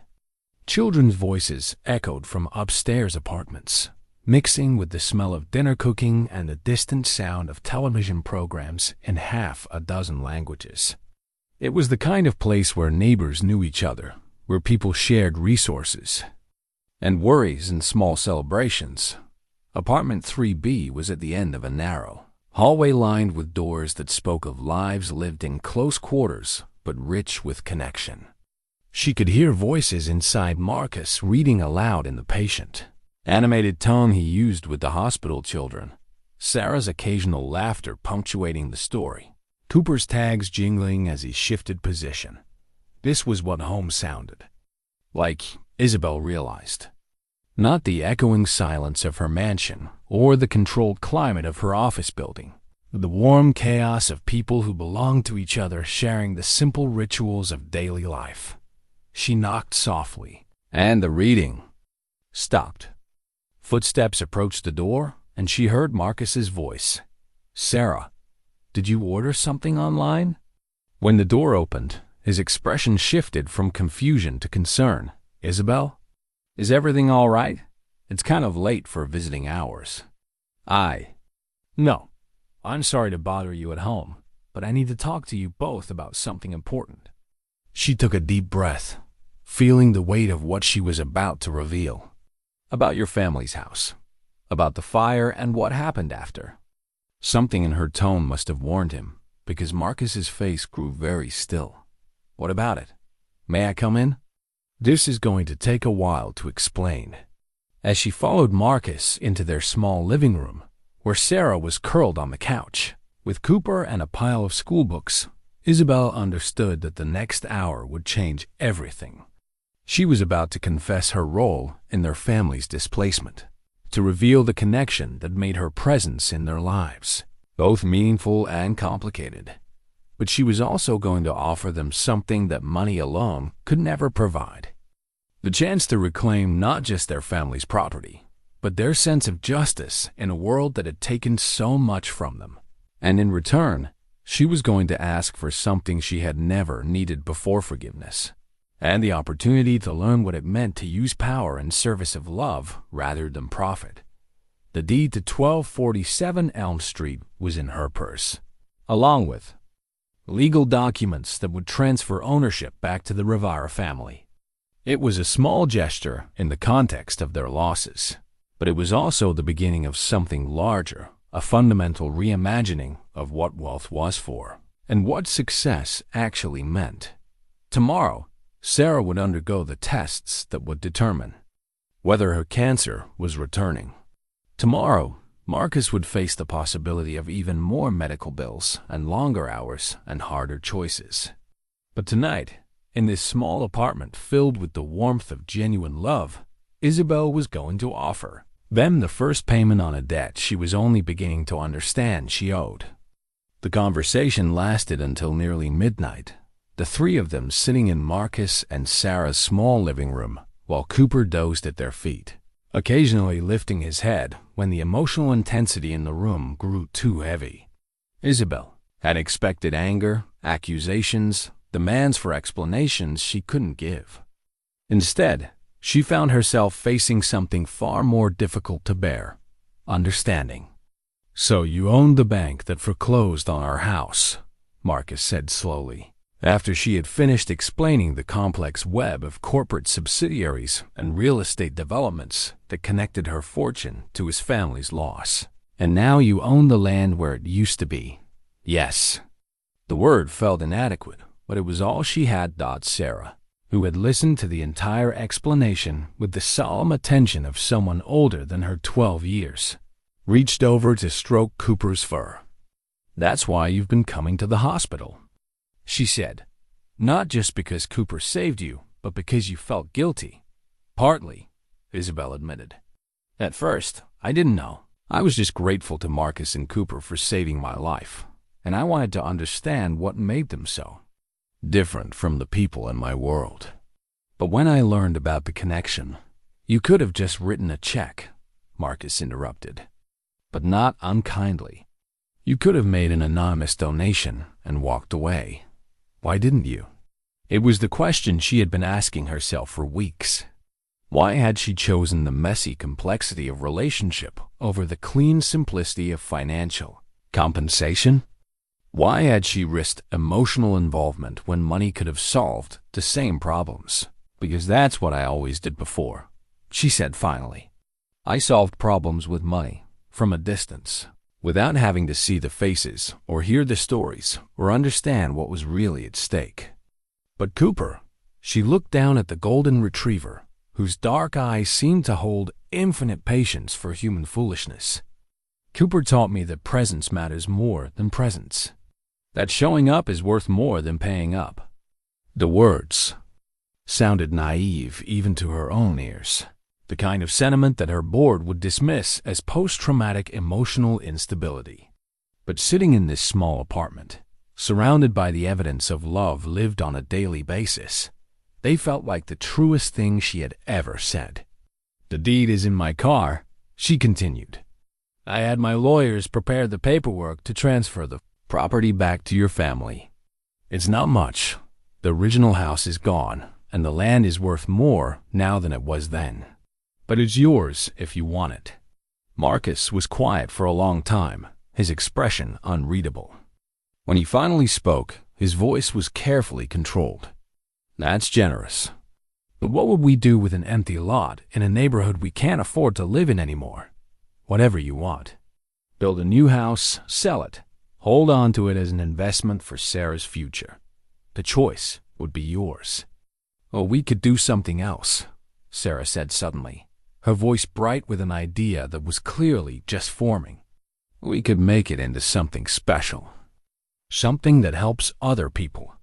Both adults turned to look at her, and she sat up, straighter, energized by her own inspiration. "What if we turned it into a place for therapy dogs? like a training center or place where kids could come to spend time with dogs when they're scared or sad. Cooper's not the only dog who could help people.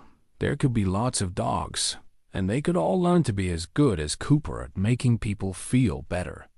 The suggestion hung in the air between them, simple and complicated and perfect in ways that none of them could have anticipated. Isabelle found herself imagining it a facility dedicated to healing, built on the site of so much loss, funded by the profits from the very development that had displaced Marcus's family in the first place. A therapy dog training center, Marcus repeated slowly. On Elm Street.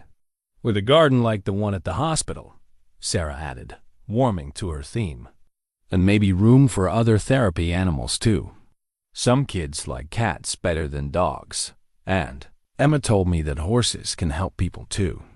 As Sarah continued to elaborate on her vision, Isabelle felt something shifting inside her chest. Not the physical sensation of her healing heart, but the emotional recognition of purpose aligning with possibility. This was what redemption looked like. Not just returning what had been taken, but transforming loss into something that served healing. There would be costs, she said practically. Construction, equipment, staff, insurance, ongoing operations. I could do it, Marcus said quietly. I could run it. I know about therapy dog training, and I understand what families going through medical crises need. And Sarah, he looked at his sister with obvious pride. Sarah understands how scary it can be to face treatment and what kinds of comfort really help. The conversation continued past midnight, morphing from confession and restitution into planning and dreaming. They talked about architectural possibilities and zoning requirements and the bureaucratic complexities of starting a nonprofit organization. But underneath the practical details was something more profound, the emergence of a shared purpose that could transform all their lives. It was Sarah who finally acknowledged what none of them had said directly. This would mean you couldn't go back to your old job, wouldn't it? She asked Isabelle. If you help us do this, your business people won't understand. Isabelle thought about that afternoon's board meeting, about Victoria's carefully diplomatic concerns and Harrison's suggestion of medical leave. They weren't entirely wrong. Her judgment had been compromised. If you define good judgment as the ability to prioritize profit over people, efficiency over empathy, strategic advantage over simple human decency. My old job was never really mine anyway, she said. I was just taking care of other people's money, helping rich people get richer. But this, she gestured around the small apartment, encompassing not just the room, but everything it represented. The love that had sustained Marcus and Sarah through impossible circumstances, the healing that Cooper brought to suffering children, the possibility of creating something meaningful from the ashes of loss. This feels like something I could actually own. When she finally left their apartment building that night, Isabelle carried with her a hand-drawn thank you card that Sarah had insisted on creating on the spot. It showed Cooper with wings again, but this time he wasn't alone. There were other dogs with wings, and children with wings, and even a tall blonde woman with wings, all of them floating above a building labeled Elm Street Healing Center. Angels helping angels, Sarah had explained as she added the final touches. That's what we'll be. The drive home took Isabelle through neighborhoods she had never really seen before. Not the sterile corridors of commerce where she usually traveled, but residential streets where people lived real lives in modest homes and corner. Businesses served community needs rather than investor demands. It was a different kind of wealth on display here. The richness of connection, the abundance of mutual care, the prosperity that came from belonging to something larger than yourself. Her mansion felt especially empty when she finally arrived. Its 23 rooms echoing with the silence of a life lived in isolation. But for the first time, the emptiness didn't feel like failure. It felt like possibility. Tomorrow, she would begin the process of transformation that would turn this beautiful prison into resources for healing. The hostile takeover, The board's concerns, the stock price decline, all of it would need to be addressed, but from a fundamentally different perspective. She was no longer fighting to preserve an empire built on distance and accumulation. She was preparing to create something new, something that measured success in terms of lives healed rather than profits generated. Sarah's drawing went on her bedside table, next to the photograph of her parents that she hadn't looked at in years. Tomorrow would bring surgery day for Sarah, another round of tests that would determine whether her cancer was returning. Tomorrow would also bring Isabelle's formal resignation from the board of the company she had spent 15 years building. Tonight, for the first time in her adult life, she felt the peace that came from knowing exactly where she belonged and why she was needed. Cooper had saved her life, but Marcus and Sarah had taught her how to live it. The golden retrievers sleeping in their small apartment had shown her what love looked like when it was given freely, and tomorrow she would begin the work of learning to love that way herself. The surgery waiting room at Children's General Hospital was designed to minimize anxiety, but no amount of careful color coordination and soft lighting could disguise what it really was, a place where families waited to learn whether their children would live or die. Isabelle sat beside Marcus in molded plastic chairs that had supported countless vigils, watching the morning news scroll across a mounted television with the sound turned down. Sarah had been in surgery for 3 hours. The experimental procedure that might save her life carried risks that the doctors had explained in careful, clinical language that couldn't quite hide their own uncertainty. The cancer had returned more aggressively than anyone had hoped, requiring intervention that pushed the boundaries of what medical science could accomplish. She was so calm this morning, Marcus said for the 3rd time, his voice tight with the effort of staying controlled. Calmer than me. She told Cooper that she'd see him later, like it was just another day. Cooper lay at Marcus's feet, his golden head resting on his paws, but his dark eyes alert to every shift in his human's emotional state. The therapy dog's presence had been specifically requested by Sarah's medical team, not just for her comfort, but for Marcus's. They understood that healing happened in relationships.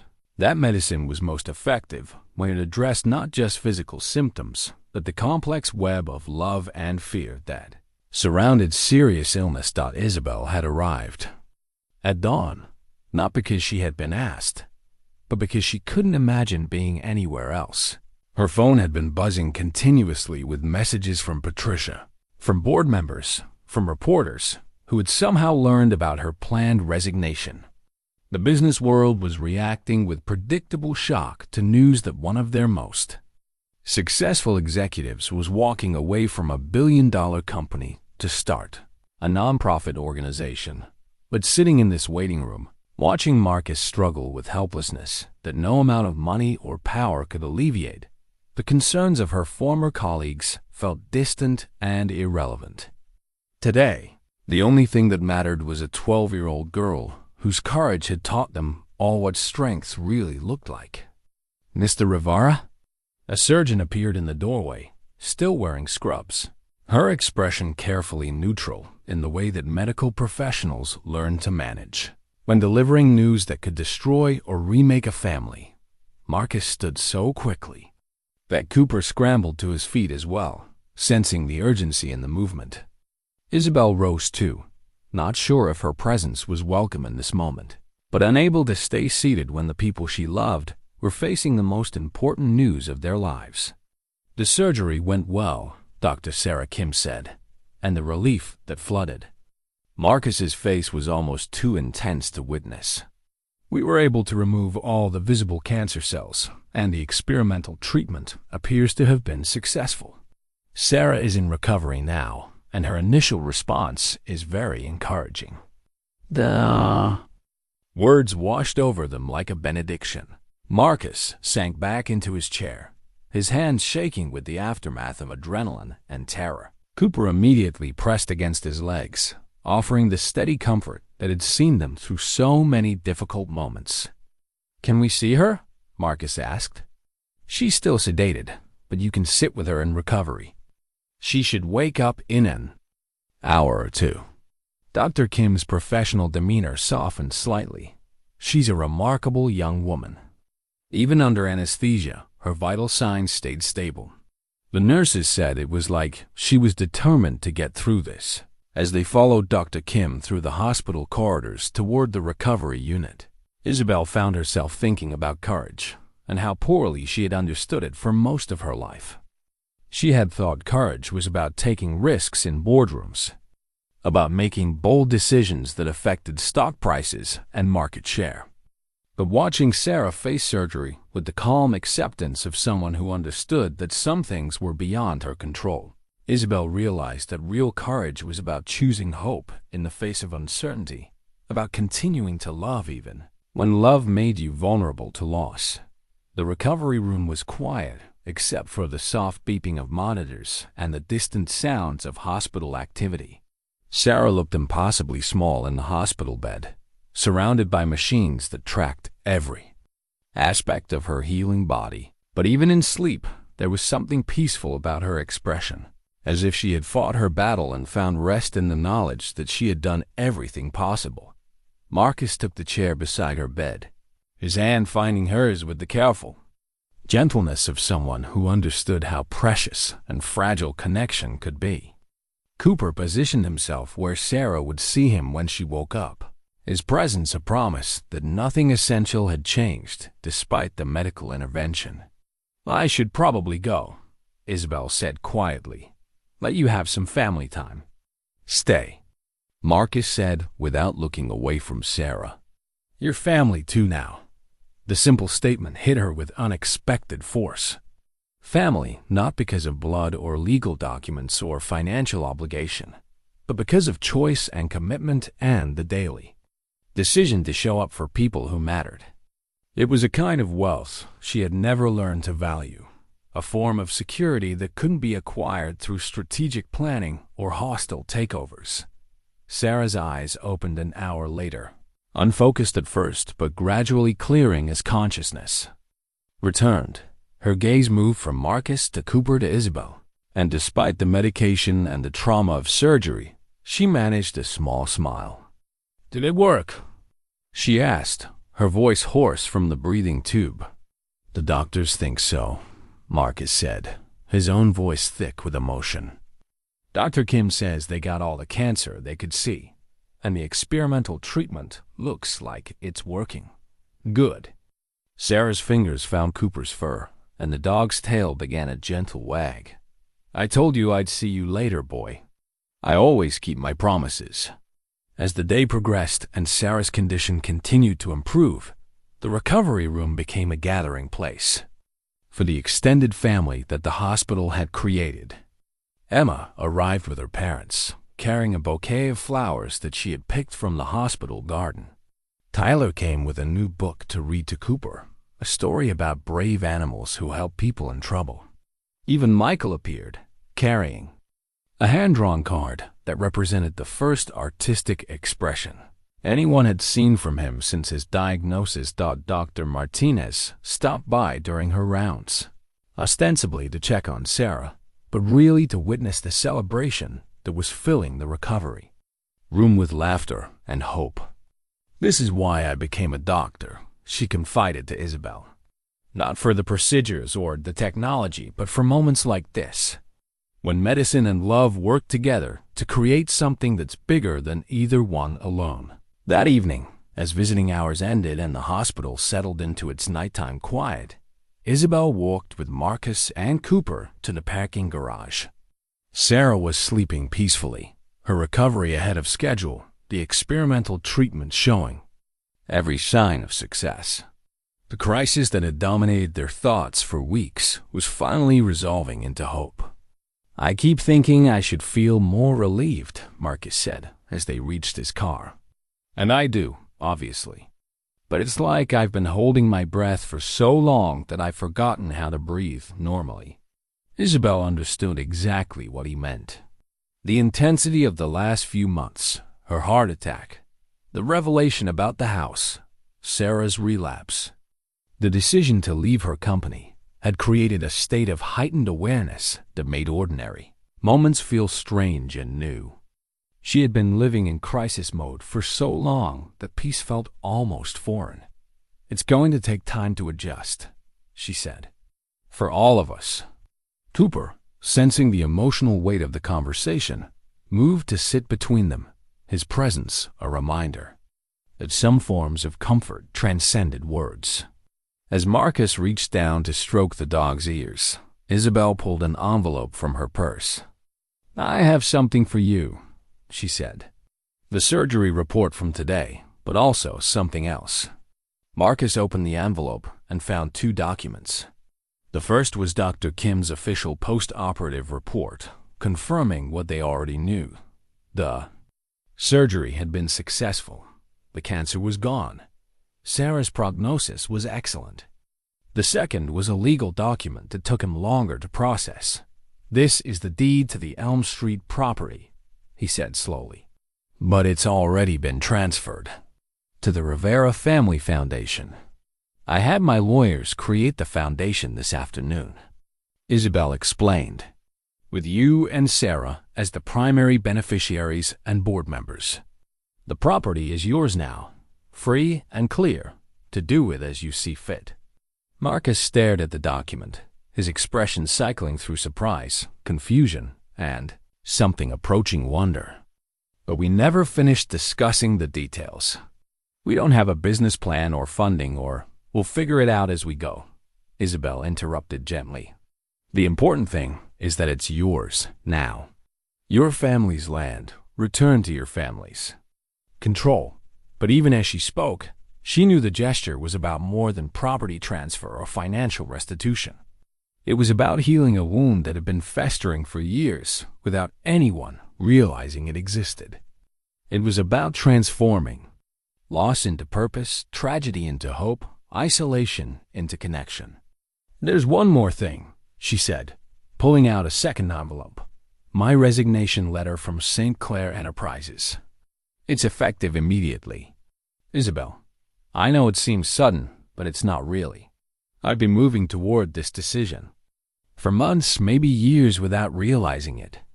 The heart attack just forced me to see what was already true, that I was living the wrong life, building the wrong things, measuring success by the wrong standards."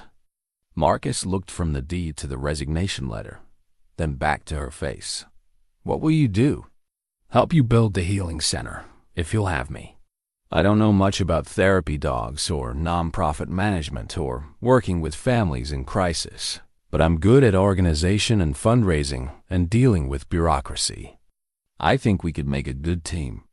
Cooper's tail wagged as if he approved of the plan, and Marcus smiled, the first genuinely relaxed expression she had seen from him in weeks. "Sarah's going to be over the moon," he said. "She's been drawing plans for the center every day since we first talked about it. She has ideas about gardens and play areas and special rooms for different kinds of therapy animals." "Then we'd better start making those plans reality," Isabelle said. "I have some experience with construction projects, even if the last one I managed involved tearing down your house instead of building something meaningful." The reference to the past hung in the air between them, but without the weight of guilt and recrimination that had characterized their earlier conversations.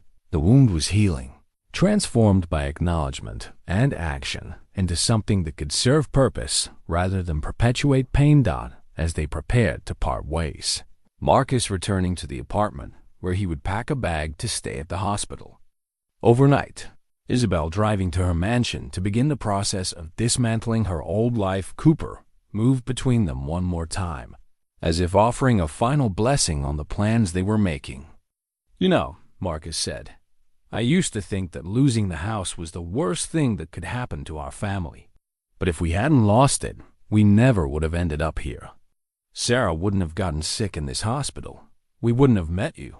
Cooper might never have become a therapy dog."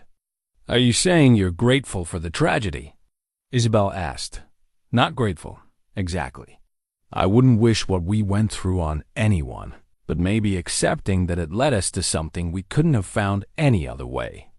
Marcus opened his car door and Cooper jumped into the passenger seat with practiced ease. My parents always said that everything happens for a reason. I never believed that before, but maybe they meant that we can find reasons in everything that happens, even when the things themselves are senseless. As Isabelle drove home through the quiet city streets, she thought about the surgery report in her purse and what it represented. Not just Sarah's physical healing, but the completion of something that had begun with Cooper's frantic barking and pawing at her chest during her heart attack. The golden retriever had saved more than her life that night. He had set in motion a chain of events that would transform them all. Tomorrow would bring new challenges. The logistics of starting a non-profit organization, the complexities of construction and zoning permits, the ongoing work of learning to measure success in terms of lives healed rather than profits generated. But tonight, for the first time in months, Isabelle felt the deep peace that came from knowing she was exactly where she belonged. Sarah's surgery had been successful. The cancer was gone. The Elm Street Healing Center would become reality, and Cooper, the golden retriever whose lineage connected them all, would continue his work of bringing hope to places where hope seemed impossible. The revolution of love that had begun with a dog's instinctive compassion was spreading, transforming not just individual lives, but the very definition of what it meant to succeed, to heal, to build something worthy of the love that had made it possible. 6 months later, the ribbon stretched across the entrance to the Elm Street Healing Center looked impossibly delicate for something that represented such monumental change. It was a simple red ribbon, the kind used for countless grand openings and ceremonial occasions, but Isabelle found herself staring at it with the reverence usually reserved for sacred objects. The building behind the ribbon bore no resemblance to the modest family home that had once stood on this lot. Designed by an architect who specialized in healing environments, it combined the warmth of residential space with the functionality required for therapy, animal training, and family support services. Large windows filled the interior with natural light, while garden spaces visible through the glass promised places for quiet contemplation and gentle exercise. Sarah stood beside the ribbon, scissors in hand, wearing a yellow dress that complemented her hair, thick and healthy now, having grown back even more beautiful than before. At 14, she had become the unofficial spokesperson for the center, articulating its mission with the clarity that came from personal experience with both suffering and healing. "Cooper looks nervous," Sarah observed, glancing down at the golden retriever who sat perfectly still despite the crowds gathered for the opening ceremony. He's never been the center of attention at something this big before. It was true. Cooper's usual therapy work happened in quiet moments, a child's hospital room, a family therapy session, the intimate spaces where healing typically occurred. This celebration, with its television cameras and local politicians and donors who had contributed to making the center possible, was entirely outside his usual experience. But he remained calm and alert, his presence a steadying influence on everyone around him. Even the mayor, who had initially been skeptical about zoning permits for a therapy animal facility in a residential neighborhood, found herself reaching down to pet his soft fur while she waited for the ceremony to begin. Marcus moved through the crowd with the easy confidence of someone who had found his calling. As the center's executive director, he had spent the last 6 months learning nonprofit management while maintaining his hands-on approach to therapy dog training. The combination of practical experience and administrative skill had proved perfect for the complex work of turning Sarah's crayon drawings into a functioning organization. "Are you ready for this?" Isabelle asked, joining Sarah at the ribbon. Her own role as the center's primary funder and board chair had required learning entirely new vocabulary, grant applications, and program evaluations and outcome metrics that measured success in lives touched rather than profits generated. "I think so," Sarah replied. "Though it's weird to think that something we dreamed up in our living room is actually real now.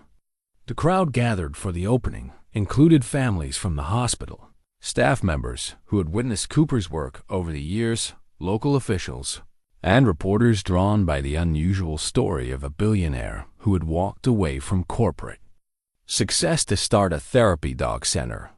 But the faces that mattered most to Isabelle were those of the children who had inspired this journey.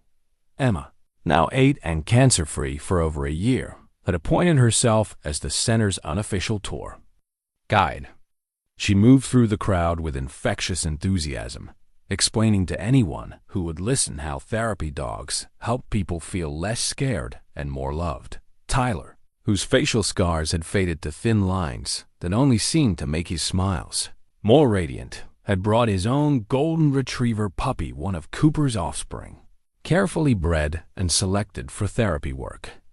The young dog, named Charlie in honor of Cooper's father, was already showing signs of inheriting the family's gift for healing presence.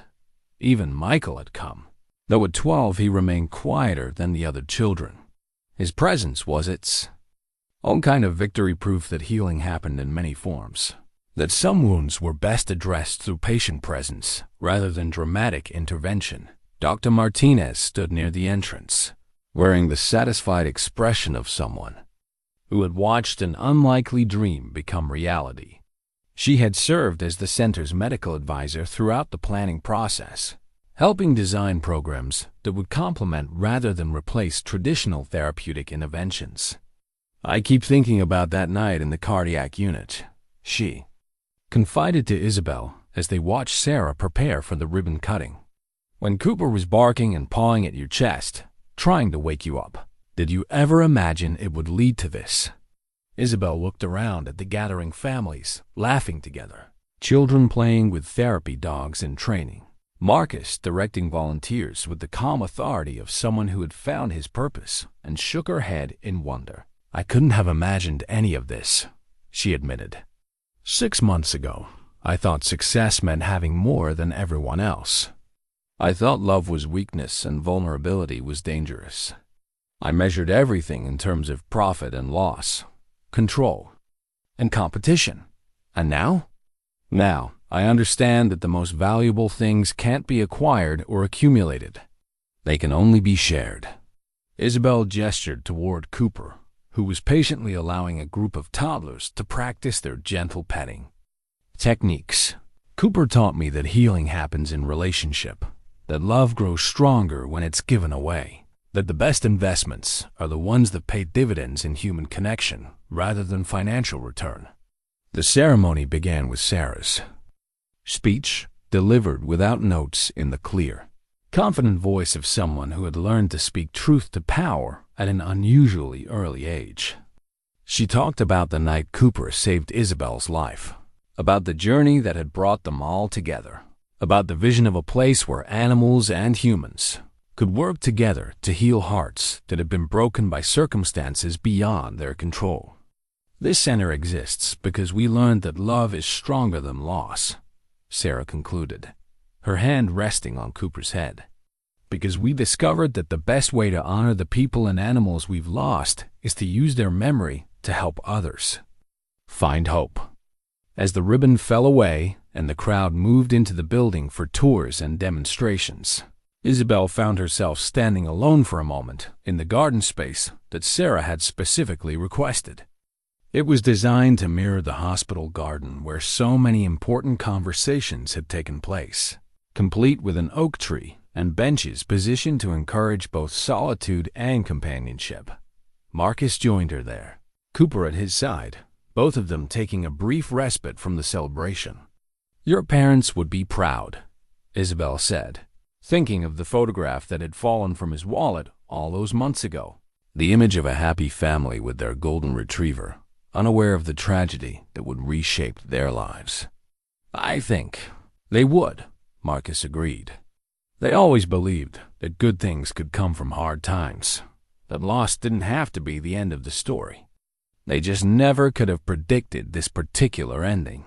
Through the center's windows, they could see families exploring the various therapy rooms, children meeting dogs who would become their partners in healing, adults learning techniques, for managing anxiety and fear through animal-assisted intervention.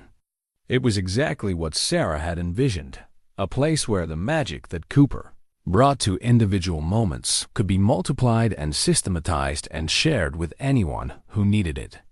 "I got a call from my old board yesterday," Isabelle mentioned. "Patricia thought I should know that the company's stock has recovered from the initial shock of my departure.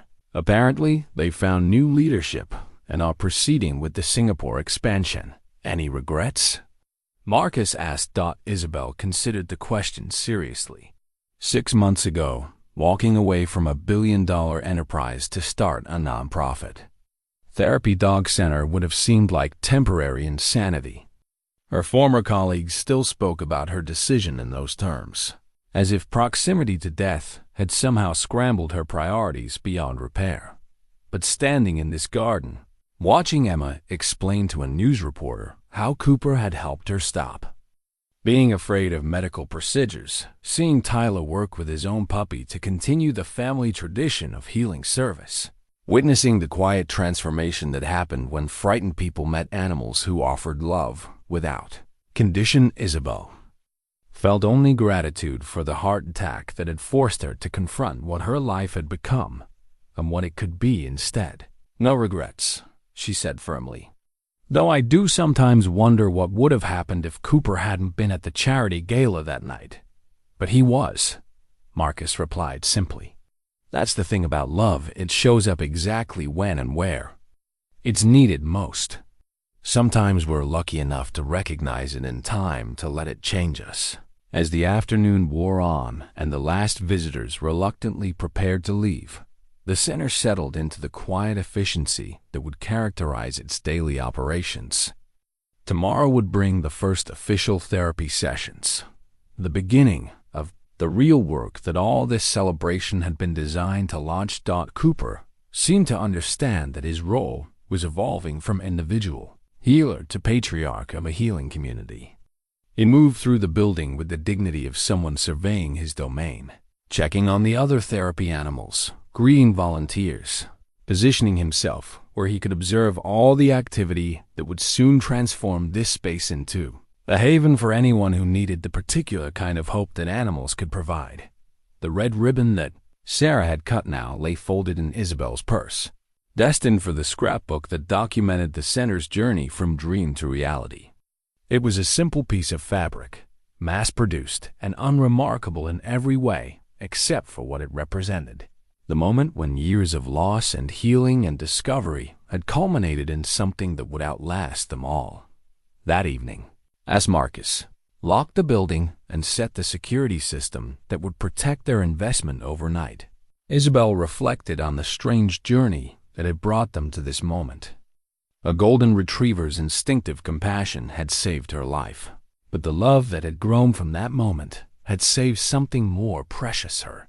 Understanding of what life was for Dot, she drove home through neighborhoods that looked different. Now, not because they had changed, but because she had learned to see them through eyes that valued connection over acquisition, relationship over return on investment, the wealth that came from belonging to something larger than yourself, rather than owning more than anyone else. The mansion that had once felt like a prison now felt like a resource space that could be shared. Comfort that could be offered, security that could be extended to people who needed shelter from storms they hadn't chosen to weather. Tomorrow, she would begin the process of converting it into transitional housing for families dealing with medical crises, another way of ensuring that the healing that had started with Cooper's love continued to spread in widening circles. As she settled into sleep that night, Isabelle thought about the golden retriever who was probably curled up on the foot of Sarah's bed, his work for the day complete, but his dedication unwavering. Cooper had taught them all that love wasn't just about feeling. It was about action, presence, the daily choice to show up for people who needed you, even when showing up was difficult or inconvenient, or required more than you thought you had to give. The Elm Street Healing Center would help thousands of people over the years to come.